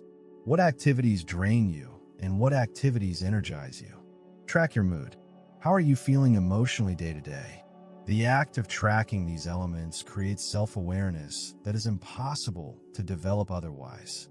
The simplest way to start tracking is with a daily journal or checklist. Every evening, spend 5 minutes reviewing your day. What did you accomplish? What habits did you complete? What went well? What could have gone better? What did you learn? This simple practice creates a feedback loop that accelerates your growth. You are not just living your life, you are learning from it. But tracking is not just about recording data. It is about analyzing that data to find patterns and insights. Maybe you notice that you are most productive in the morning. This insight allows you to schedule your most important work during those hours. Maybe you notice that you consistently skip your workout on Wednesdays. This awareness allows you to investigate why and make adjustments. Maybe you notice that you feel energized after spending time with certain people and drained after spending time with others. This information helps you make better decisions about your relationships. The key is to track consistently and honestly. If you only track when things are going well, you lose half the value. The days when you fall short are just as important as the days when you excel because they show you where you need to improve. Do not judge yourself for having bad days. Just record them accurately and look for patterns. One of the most powerful things to track is your completion rate. Out of everything you commit to doing, what percentage do you actually complete? If you commit to 10 things in a week and only complete 6, your completion rate is 60%. This number is incredibly revealing. Most people think they follow through much more than they actually do. Tracking forces you to face reality. And once you know your baseline, you can work to improve it. Maybe next week you complete 7 out of 10, then 8, then 9. Gradually, you become someone with a near-perfect completion rate. Someone who does what they say they will do. You should also track leading indicators, not just lagging indicators. A lagging indicator is a result. Your weight, your bank balance, your income. These are important, but they are historical. They tell you where you have been, not where you're going. Leading indicators, on the other hand, predict future results. If your goal is to lose weight, a leading indicator is whether you exercise today and ate according to your plan. If your goal is financial security, a leading indicator is whether you worked on your business today and avoided unnecessary spending. By tracking leading indicators, you can predict your results before they show up. Another powerful tracking practice is to use visual trackers. There is something about seeing your progress visually that makes it more real. Maybe you use a habit tracker where you color in each day you complete a habit. Maybe you use a graph to show your progress toward a goal. Maybe you use a calendar to show your streak of consistent days. These visual representations create motivation. When you see your streak growing, you do not want to break it. When you see your graph climbing, you want to keep it going. But here's where many people go wrong. They track too much. They try to measure every single thing in their life and quickly become overwhelmed. Then they quit tracking altogether. The solution is to focus on the vital few rather than the trivial many. Identify the 3 to 5 metrics that matter most for your goals right now. Track those consistently. Ignore everything else. You can always add more later once tracking becomes a solid habit. Adjusting with purpose means using the data you collect to make intelligent decisions. If something is not working, you change it. If something is working better than expected, you double down on it. This is the scientific method applied to your life. You make a hypothesis. I think doing X will produce Y result. You test it by taking action and tracking the results. Then you analyze the data and adjust accordingly. This approach removes emotion and guesswork from the equation. You are not operating on hope or wishful thinking. You are operating on evidence. One of the most valuable adjustments you can make is eliminating activities that produce no results. Most people are busy but not productive. They fill their days with activities that feel productive but do not actually move them forward. When you track your time and results, these time wasters become obvious. Maybe you spend 2 hours a day on email but accomplish very little. Maybe you attend meetings that could be emails. Maybe you do busy work instead of important work. Once you identify these patterns, you can eliminate them and reclaim that time for activities that actually matter. You should also track and adjust your environment. Your physical surroundings have a massive impact on your performance. Maybe you notice that you are more productive when your workspace is clean. Maybe you focus better with certain types of music or in complete silence. Maybe you sleep better when your bedroom is cool and dark. By tracking how different environmental factors affect you, you can optimize your surroundings for peak performance. Another important area to track and adjust is your energy management. Not all hours are created equal. You have times when you are sharp and focused, and times when you are foggy and tired. By tracking your energy levels throughout the day, you can identify your peak hours and schedule your most important work during those times. You can also identify what activities boost your energy and what activities deplete it. Maybe a walk after lunch boosts your afternoon productivity. Maybe scrolling social media in the morning drains your energy for hours. These insights allow you to design your day for maximum effectiveness. You must also track your emotional patterns. Are there certain triggers that consistently put you in a bad mood? Are there activities that reliably lift your spirits? Do you notice that your mood affects your productivity? By understanding your emotional patterns, you can manage them proactively instead of being at their mercy. Maybe you know that you tend to feel down on Sunday evenings, so you can plan something enjoyable for that time. Maybe you know that exercise always improves your mood, so you can use it as a tool when you're feeling low. Regular review sessions are essential for effective tracking and adjustment. Daily reviews are good for immediate feedback. Weekly reviews allow you to see broader patterns. Monthly reviews let you evaluate whether you are on track for your bigger goals. Quarterly reviews give you a chance to make significant adjustments to your strategy. These review sessions do not need to be long. Even 15 minutes a week can provide enormous value if you use that time to honestly assess your progress and make necessary adjustments. When you review your data, ask yourself powerful questions. What is working? What is not working? What surprised me? What pattern do I notice? What should I start doing? What should I stop doing? What should I do more of? What should I do less of? What would make the biggest difference? These questions force you to think strategically about your life, instead of just reacting to whatever happens. You should also celebrate your improvements, no matter how small. When you see progress in your tracking, acknowledge it. Give yourself credit. This positive reinforcement is crucial for maintaining motivation. Your brain needs to see that your efforts are paying off. If you only focus on what is not working, you will feel discouraged and quit. But when you celebrate small wins, you feel encouraged to keep going.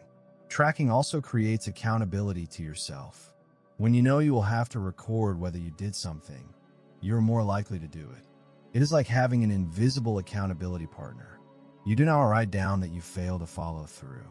This internal accountability is often more powerful than external accountability because you cannot lie to yourself when you're tracking honestly. One advanced tracking technique is to identify your keystone metrics. These are the metrics that, when improved, cause improvement in many other areas. For example, if you improve your sleep, you will likely also improve your energy, your mood, your focus, and your health. If you improve your focus, you will likely also improve your productivity, your results, and your confidence. By identifying and focusing on these keystone metrics, you can create cascading improvements throughout your life. Remember, the goal of tracking is not to create more work for yourself. The goal is to create more awareness. Awareness is the first step to improvement. Once you can see clearly what is happening in your life, you can make intelligent decisions about what to change. Without tracking, you are blind. With tracking, you have vision. And with vision, you can navigate toward your goals with precision and confidence. So start tracking today. Choose 3 to 5 metrics that matter for your goals. Commit to recording them daily. Review them weekly. Look for patterns. Make adjustments. Celebrate improvements. And watch as this simple practice transforms your ability to make progress.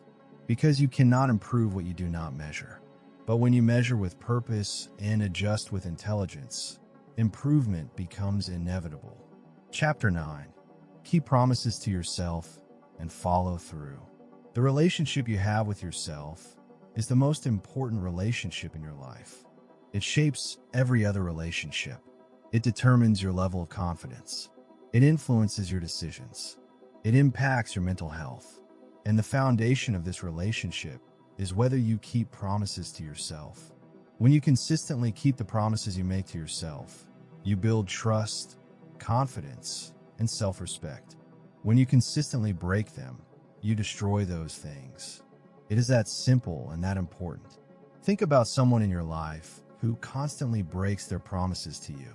Someone who says they will show up and does not. Someone who promises to change but never does.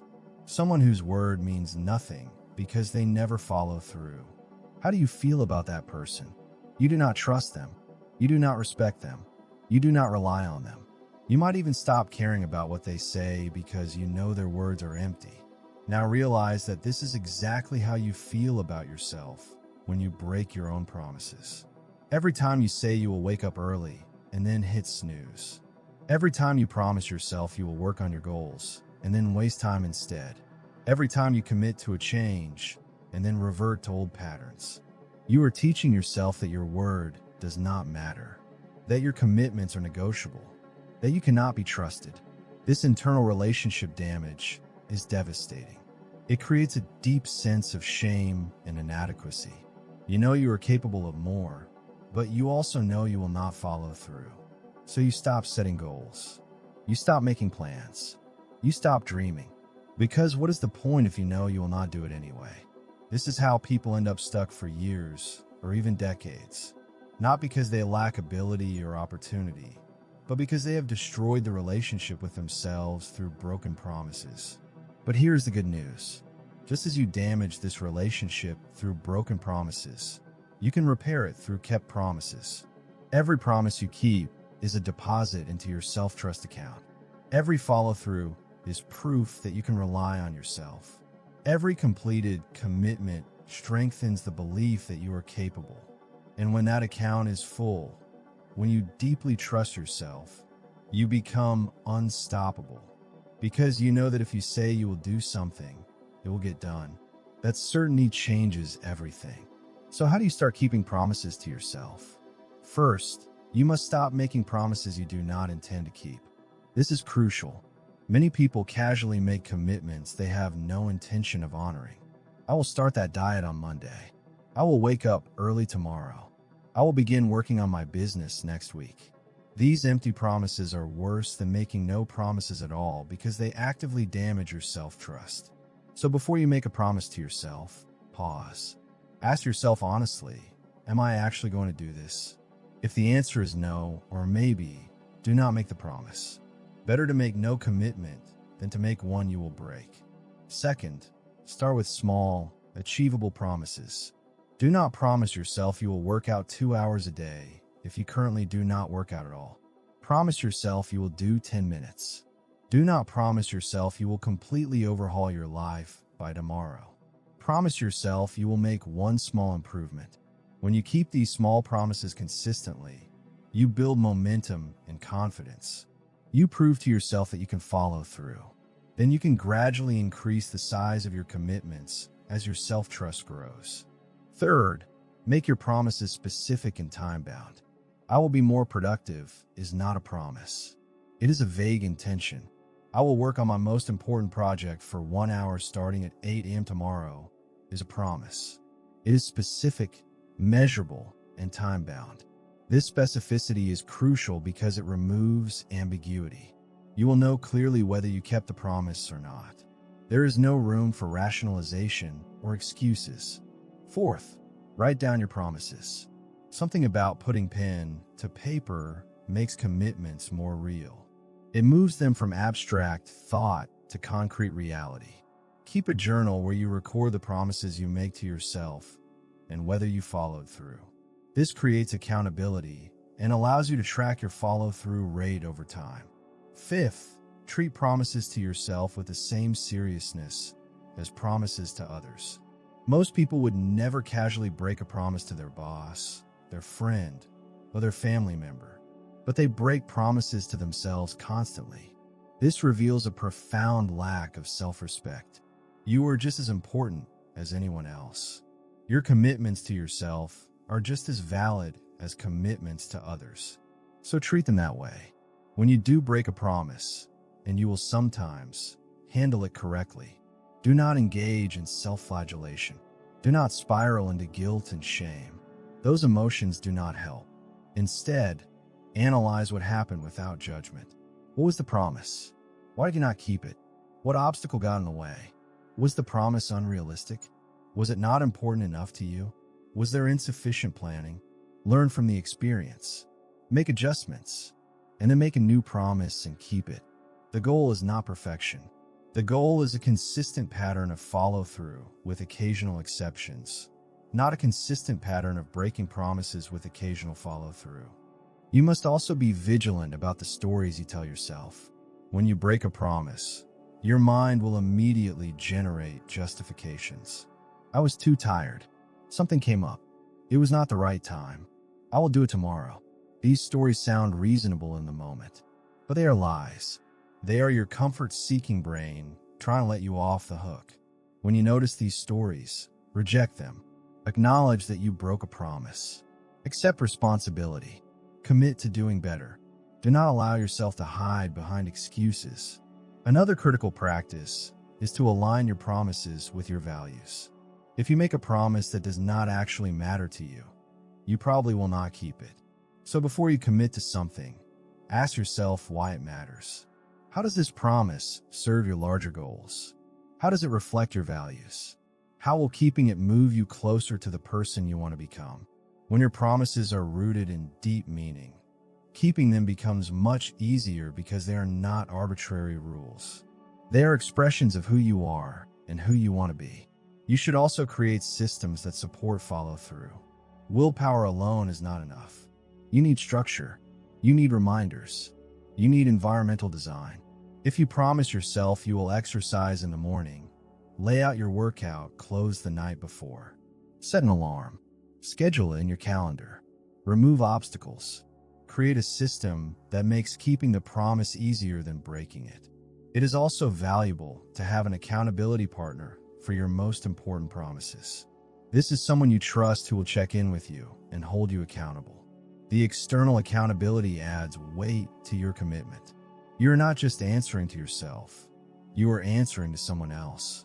For many people, this external pressure is what finally gets them to follow through consistently. But ultimately, the goal is to develop internal accountability. You want to reach a point where you do not need external pressure. You keep promises because you said you would, period. This level of integrity is rare, but incredibly powerful. When you have it, you become someone who can accomplish anything because no obstacle is stronger than your commitment to your own word. Keeping promises also requires saying no to competing demands. If you promise yourself you will work on your business for 2 hours tonight, and then a friend invites you out, you have a choice. You can honor your promise to yourself, or you can break it. Most people will break it. They will rationalize that the social opportunity is more important, or that they can work on their business tomorrow. But tomorrow never comes. To keep promises to yourself, you must be willing to disappoint others sometimes. This is not selfishness. This is self-respect. Your commitments to yourself are just as important as your commitments to others. You must also understand that keeping promises compounds over time. One kept promise leads to another. Each follow-through makes the next one easier. You build a reputation with yourself as someone who does what they say, and that reputation becomes a self-fulfilling prophecy. You keep promises because you're someone who keeps promises. It becomes part of your identity. But this only happens if you are consistent. If you keep 10 promises and then break 3, you take several steps backward. Consistency is key. There is also profound freedom in being someone who keeps their word. You no longer have to carry the weight of broken commitments. You no longer have to deal with the guilt and shame of letting yourself down. You no longer have to question whether you can trust yourself. You know you can because you have proven it repeatedly. This certainty creates a sense of inner peace and confidence that is priceless. Your ability to keep promises to yourself will ultimately determine the quality of your life, because your external life is a reflection of your internal commitments. If you cannot keep promises to yourself, you cannot build anything meaningful. But if you become someone whose word is bond, even when no one else is watching, there is nothing you cannot achieve. Every goal becomes possible because you know you will do whatever it takes to reach it. Every dream becomes attainable because you trust yourself to see it through. So starting today, make a promise to yourself.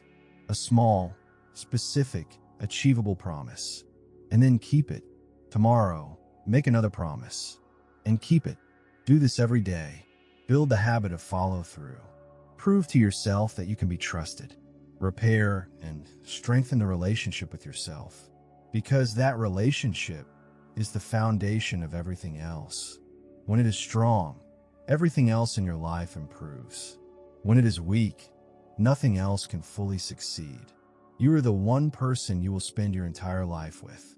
Make sure you can trust that person. Make sure that person keeps their promises. Make sure that person is worthy of your respect and confidence. Be that person starting today.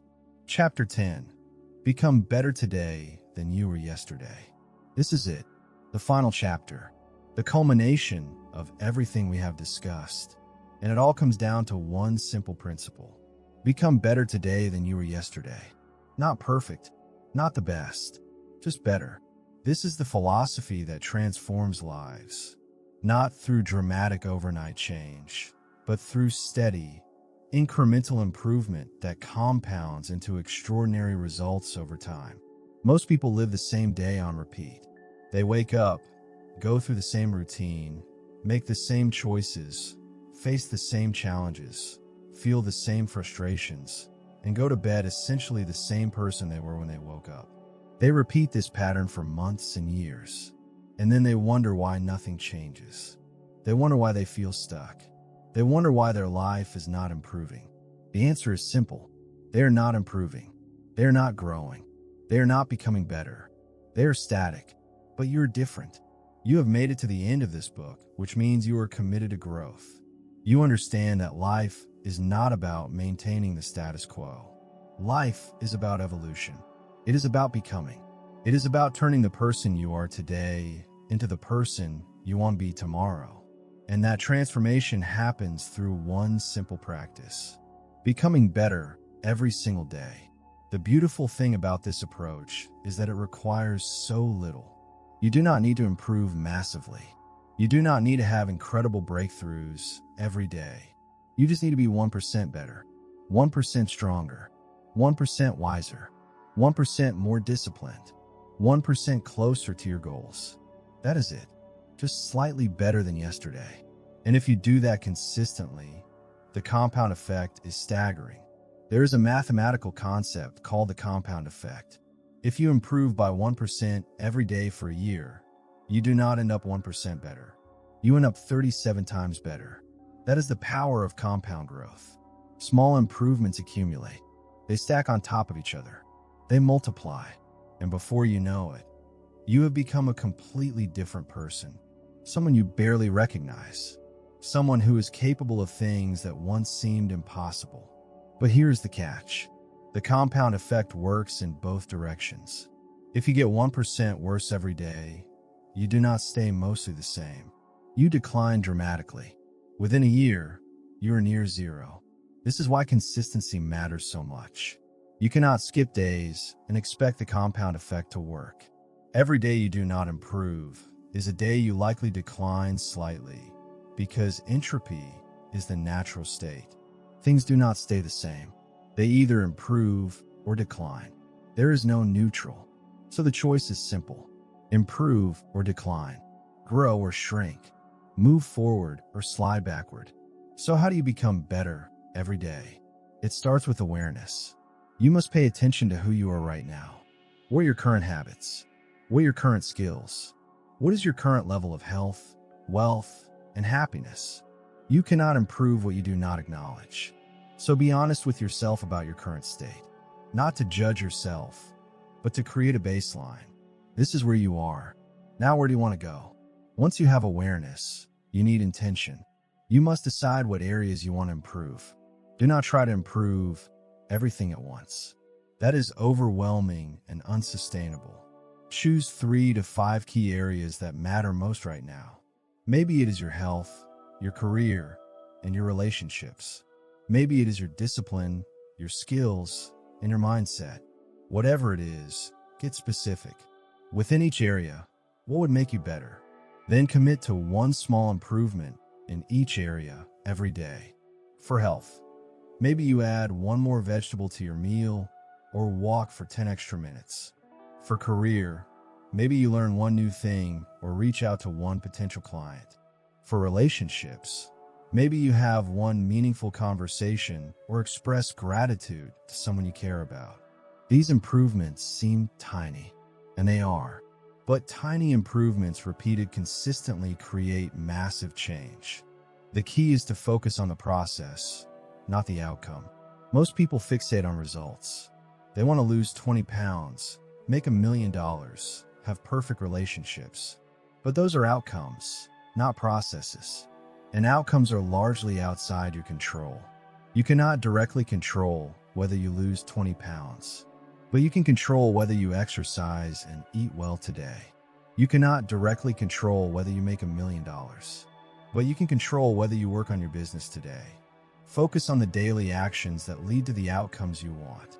Trust the process. The results will follow. You must also measure your improvement. Keep a daily log. At the end of each day, ask yourself a simple question. In what way am I better today than I was yesterday? Write down your answer. Did you learn something? Did you do something for the first time? Did you improve a skill? Did you resist a temptation? Did you keep a promise to yourself? Find something.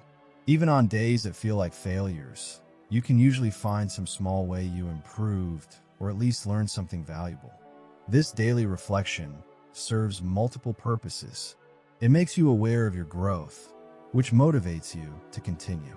It trains your brain to look for improvement, which means you start noticing opportunities to get better throughout the day. And it creates a record that you can look back on, which is incredibly encouraging when you're feeling stuck. You can see how far you have come by reviewing what you have learned and accomplished over weeks and months. You should also be strategic about the types of improvement you pursue. There are 4 categories of improvement that matter most: skills, knowledge, character, and health. Skills are what you can do. They are your abilities and competencies. Knowledge is what you know. It is information and understanding. Character is who you are. It is your values, habits, and integrity. Health is your physical and mental state. It is your energy, vitality, and well-being. If you improve in these 4 areas consistently, every other area of your life will improve as a result. For skills, commit to deliberate practice. This means practicing with focus and intention, not just going through the motions. If you're learning a language, practice daily with full attention. If you're developing a professional skill, do challenging projects that push your limits. If you're building physical skills, train with purpose. The quality of your practice matters more than the quantity. 30 minutes of deliberate focused practice beats 3 hours of mindless repetition. For knowledge, commit to lifelong learning. Read every day, even just 10 pages. Listen to educational podcasts or audiobooks. Take online courses. Watch educational videos. Seek out people who know more than you and learn from them. The world is changing rapidly. The knowledge and skills that got you here will not get you where you want to go. You must continuously update your mental software. The people who thrive are the people who never stop learning. For character, focus on becoming the type of person you admire. What qualities do you respect? Integrity, discipline, kindness, courage, patience. Choose one character trait you want to develop and look for opportunities to practice it every day. If you want to be more courageous, do one thing that scares you each day. If you want to be more patient, practice waiting without frustration. If you want to be more kind, perform one act of kindness daily. Character is not fixed. It is built through deliberate practice. For health, make daily deposits into your physical and mental well-being. Move your body every day. Feed it nutritious food. Give it adequate rest. Manage stress. Practice mindfulness. Connect with others. Spend time in nature. These are not luxuries. They are necessities. Your health is the foundation of everything else. If your health declines, everything else suffers. But when your health improves, everything else improves with it. You must also be willing to leave your comfort zone regularly. Improvement requires doing things you cannot currently do. This means you will be bad at things. You will make mistakes. You will feel awkward and uncomfortable. This is not a sign you are failing. This is a sign you are growing. Comfort is the enemy of growth. If you are always comfortable, you are not getting better. So seek discomfort. Do things that challenge you. Put yourself in situations where you might fail. That is where the growth happens. Another key principle is to focus on marginal gains. Look for small improvements everywhere. Maybe you can improve your morning routine by waking up 5 minutes earlier. Maybe you can improve your productivity by eliminating one distraction. Maybe you can improve your communication by listening slightly more carefully. Maybe you can improve your mood by expressing gratitude. These tiny tweaks might seem inconsequential, but when you stack dozens of marginal gains, they create remarkable results. You should also learn from every experience. Every day contains lessons if you are willing to look for them. When something goes well, ask yourself why. What did I do that worked? How can I replicate this? When something goes poorly, ask yourself the same questions. What did I do that did not work? How can I adjust? This reflective practice turns every experience into education. You're constantly learning, constantly improving, constantly getting better. There will be days when you do not feel like you improved, days when you took a step backward, days when you made mistakes or failed to show up for yourself. These days are part of the journey. They do not erase your progress. They do not mean you are failing. They are simply data points in a longer trend. What matters is the overall direction. Are you generally moving forward? Are you better this month than last month? Are you better this year than last year? If yes, you're winning. Do not let single bad days derail you. Keep the long-term perspective. You must also celebrate your progress. Most people are so focused on how far they still have to go that they never acknowledge how far they have come. This is a mistake. Celebrating progress is not arrogance. It is fuel. It keeps you motivated. It reinforces positive behavior. It makes the journey enjoyable instead of feeling like endless suffering. So regularly look back and appreciate your growth. Notice the person you are becoming. Feel proud of the work you have done. You have earned it. As you continue this practice of daily improvement, something magical happens. It becomes automatic. You stop thinking about whether you should try to improve. You just do. It becomes part of who you are. You become someone who is always learning, always growing, always evolving. And that is the person who builds extraordinary things. That is the person who lives an extraordinary life. That is the person who keeps the promise they made to themselves. Because that is what this has all been about. The promise you made to yourself. The promise to become more. The promise to not settle for mediocrity. The promise to build the life you actually want instead of just accepting whatever life gives you. That promise brought you here, and now you have everything you need to fulfill it. You understand that focus is power. You know how to protect your attention from the chaos of a modern world. You have learned to build habits that create your new identity. You have embraced the philosophy of choosing progress over comfort. You have committed to finishing what you start. You have learned to resist distractions and commit fully to your goals. You have practiced discipline through consistent daily effort. You have discovered the power of tracking your improvement and adjusting with purpose. You have made the sacred commitment to keep promises to yourself and follow through. And you have adopted the ultimate philosophy of becoming better today than you were yesterday. These are not just ideas. These are tools. These are practices. These are the building blocks of transformation. And now you must use them. You must apply them. You must live them every single day. Because knowledge without action is worthless. You can know everything in this book and still stay exactly the same if you do not take action. But if you apply even one of these principles consistently, your life will change. And if you apply all of them, your life will transform completely. So this is your moment. This is where the journey truly begins. Everything up until now has been preparation. Now comes the execution. Now comes the daily work of building the person you promised yourself you would become. That person is not some distant fantasy. They are right here, waiting to be brought to life through your actions. Every choice you make, every habit you build, every promise you keep, you are creating that person. You are building that life. And yes, it will be hard. There will be days when you want to quit. Days when progress seems impossible. Days when you doubt whether any of this is worth it. But push through. Keep going. Because on the other side of that difficulty is the life you have always wanted. The person you have always wanted to be. The future you have always dreamed about. It is all there, waiting for you. You just have to keep showing up. Keep putting in the work. Keep becoming better. You are not the same person who started reading this. You have already changed. You have already taken the first step. Now, take the second step, and the third, and the 1,000th. Keep walking. Keep growing. Keep building. Because you deserve the life you promised yourself. You deserve to become the person you always knew you could be. And now you know exactly how to make that happen. The life you want is not out there somewhere. It is in here, within you, waiting to be built. So build it. Starting today. Starting right now. Become better today than you were yesterday. And then do it again tomorrow. And the day after that. And every day for the rest of your life. That is how you build the life you promised. That is how you become the person you were always meant to be. That is how you honor yourself and your potential. That is how you win. Now go. Your future is waiting, and it is going to be extraordinary.